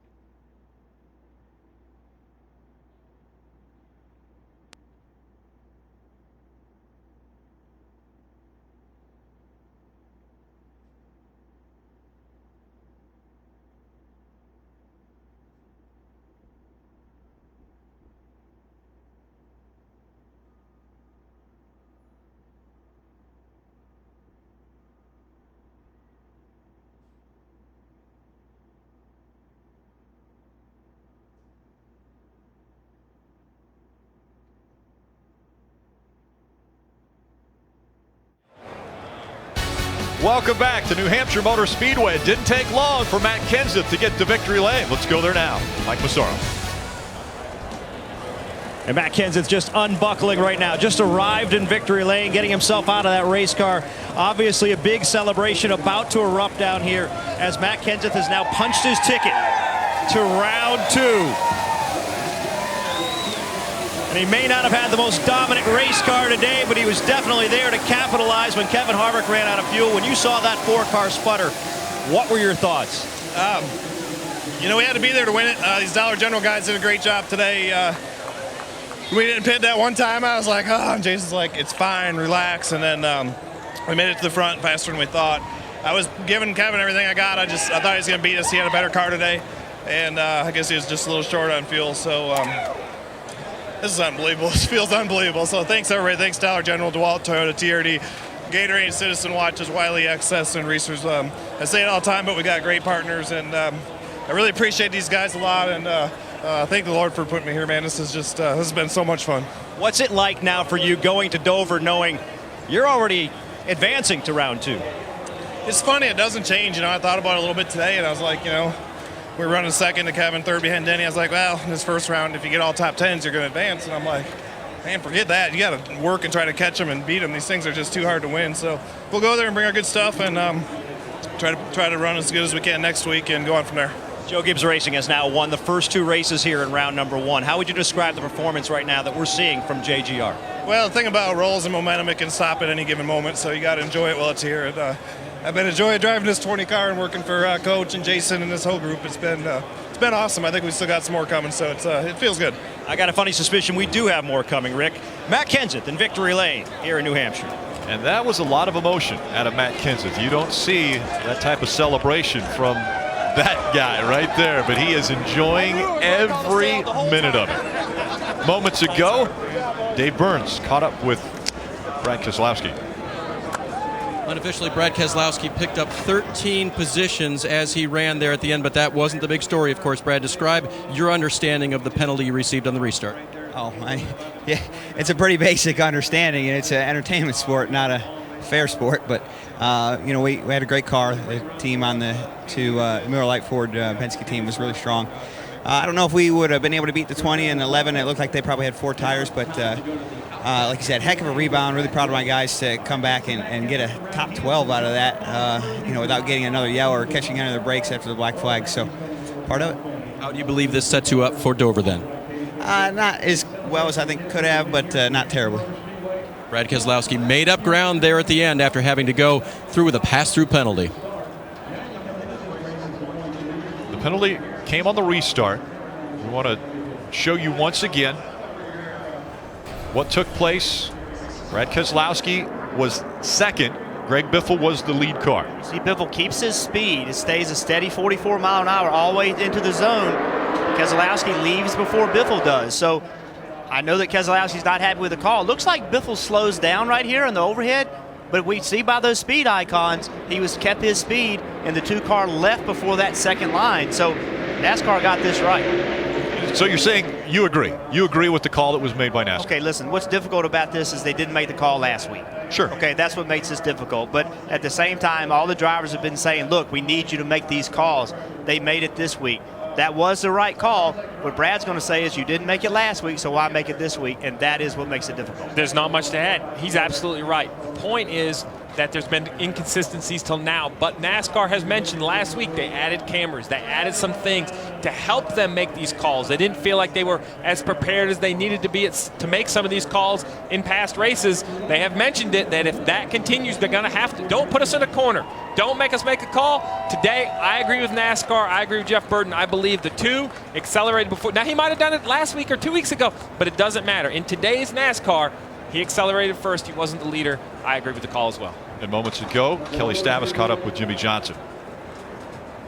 A flat tire sent Jimmy Johnson from 3rd all the way back to 23rd, but you recover for a 6th place finish. How did you guys get it done? Just a good race car. We were fortunate to catch a couple quick cautions to get us back on the lead lap and get new tires on the car. And from there, we had to go racing, I think, with 50 or so to go. And the car was strong, maybe not a race-winning car, but certainly a top 5 car. And I think we got inside the top 10, and then it sounds like some guys ran out of fuel and got us to 6, which I'm really happy about with this Lowe's post-service to Chevrolet. We had to deal with a lot of adversity today and overcame and got a great finish. After 2 solid finishes, what do you think the game plan will be headed into Dover? You can't put your guard down. You've got to go in and race. Dover's a great track for us. A victory could be a huge shot in the arm for the team and really get some great momentum going for us. So we'll go there and give 100%, and hopefully it's a trophy. If not, hopefully it's advancing in the next round. Great recovery today for the 48 team. Jimmy Johnson looking for his 7th championship, but he's got to get out of round 1 if he wants to have an opportunity. Take a look at the chase grid now after 2 races. Kenseth and Hamlin, both with wins. You win and you advance. Carl Edwards pretty comfortable in the point situation. You look all the way down to Brad Keselowski after that penalty on the restart, 16 points in front of the cut line. I like Jimmy Johnson on up a little bit better, plus 27. I think they're going to feel good short of a DNF at Dover. They can go do what they need to do. But we saw Kevin Harvick easily lose a little over 20 points in the last lap of this race. So Ryan Newman, Kurt Busch, Brad Keselowski, that is still in the range of missing out leaving Dover. Harvick's got to win Dover. Boyer, if the penalty's upheld, he's got to win Dover. Everybody else can race their way in. We'll have to see as that race evolves what strategies his teams need, because Paul Menard only 1 point out. Dale Jr., he's only 1 point in. McMurray 2 points in. Dover's going to be very interesting in this league. The Iron Man of NASCAR, Jeff Gordon, 12 points in front of the cut line. Marty Schneider's with him. And he is checking out that chase grid, believe me. But let's first talk about the day here at New Hampshire. Boy, it seemed like once you guys got back to 25th, it was almost impossible to get back to the top 10, wasn't it? Well, yeah, it was. It was tough to pass today, and this place is always tough to pass. But we started further off than we expected. But I got to give Alan and all the team, everybody on this Drive to Hunger team, a lot of credit, man. They worked hard, made some big adjustments, brought the car to life, and then we just needed some long green flag runs. Had a couple restarts that didn't go well. You know, some maybe pit stops that maybe the sequence wasn't great, but there at the end, that last one, that really helped us a ton. I mean, we had a long green flag run, had a decent restart, and we're just able to have, we're able to pick off cars. Of course, a couple ran out of fuel as well, but it was a good way to close out the day. You're studying that chase grid. What kind of race do you think we'll see at Dover, and how does that set you up for this final or this first cut race? Well, Harvick's going to be on a tear, maybe even Kyle Busch. Those guys have had some unfortunate circumstances, and but they're so fast and capable of winning next week at Dover or anywhere. And so, those guys want to be in this thing really bad. We've got to go there and be solid. I mean, we won there last year. I'd love to be able to go back and repeat that. So we're going to go, fighting hard. We certainly have a little bit of a cushion, but not enough of a cushion where we can go run easy. 12 points doesn't feel like a lot of a cushion, but nice 7th place finish today for Jeff Gordon. Finish there for Jeff Gordon. Kevin Harvick got out of the car. We asked to talk to him. He chose to not take our interview. Obviously, a disappointing day for him after leading so many laps here, 216 of the 300 laps. They run out of fuel 3 laps before the end of the race. And Dave Burns moments ago was able to catch up with Carl Edwards. Perhaps not the finish that Carl Edwards was looking for, but overall a top 5. How does that set you up going into the final round, the final race of round 1? Well, with 33 points is good, which is great. Things are going according to plan. We're just having good, fast cars and good, solid runs, and I cannot thank my guys enough for sticking with it today. They fought hard. Darian took a really good gamble there at the end, and it worked out. And Sport Clips coming on board, that's huge for us. They're great people, and they really love racing, so it's cool to represent them well here. And now we'll go to Dover and have some fun. You had to fight back a couple of times, once because you were the guy that had 4 tires, once because the fuel can was still attached when you left the box. How did you get through that? Well, my guys just never quit. They did a great job.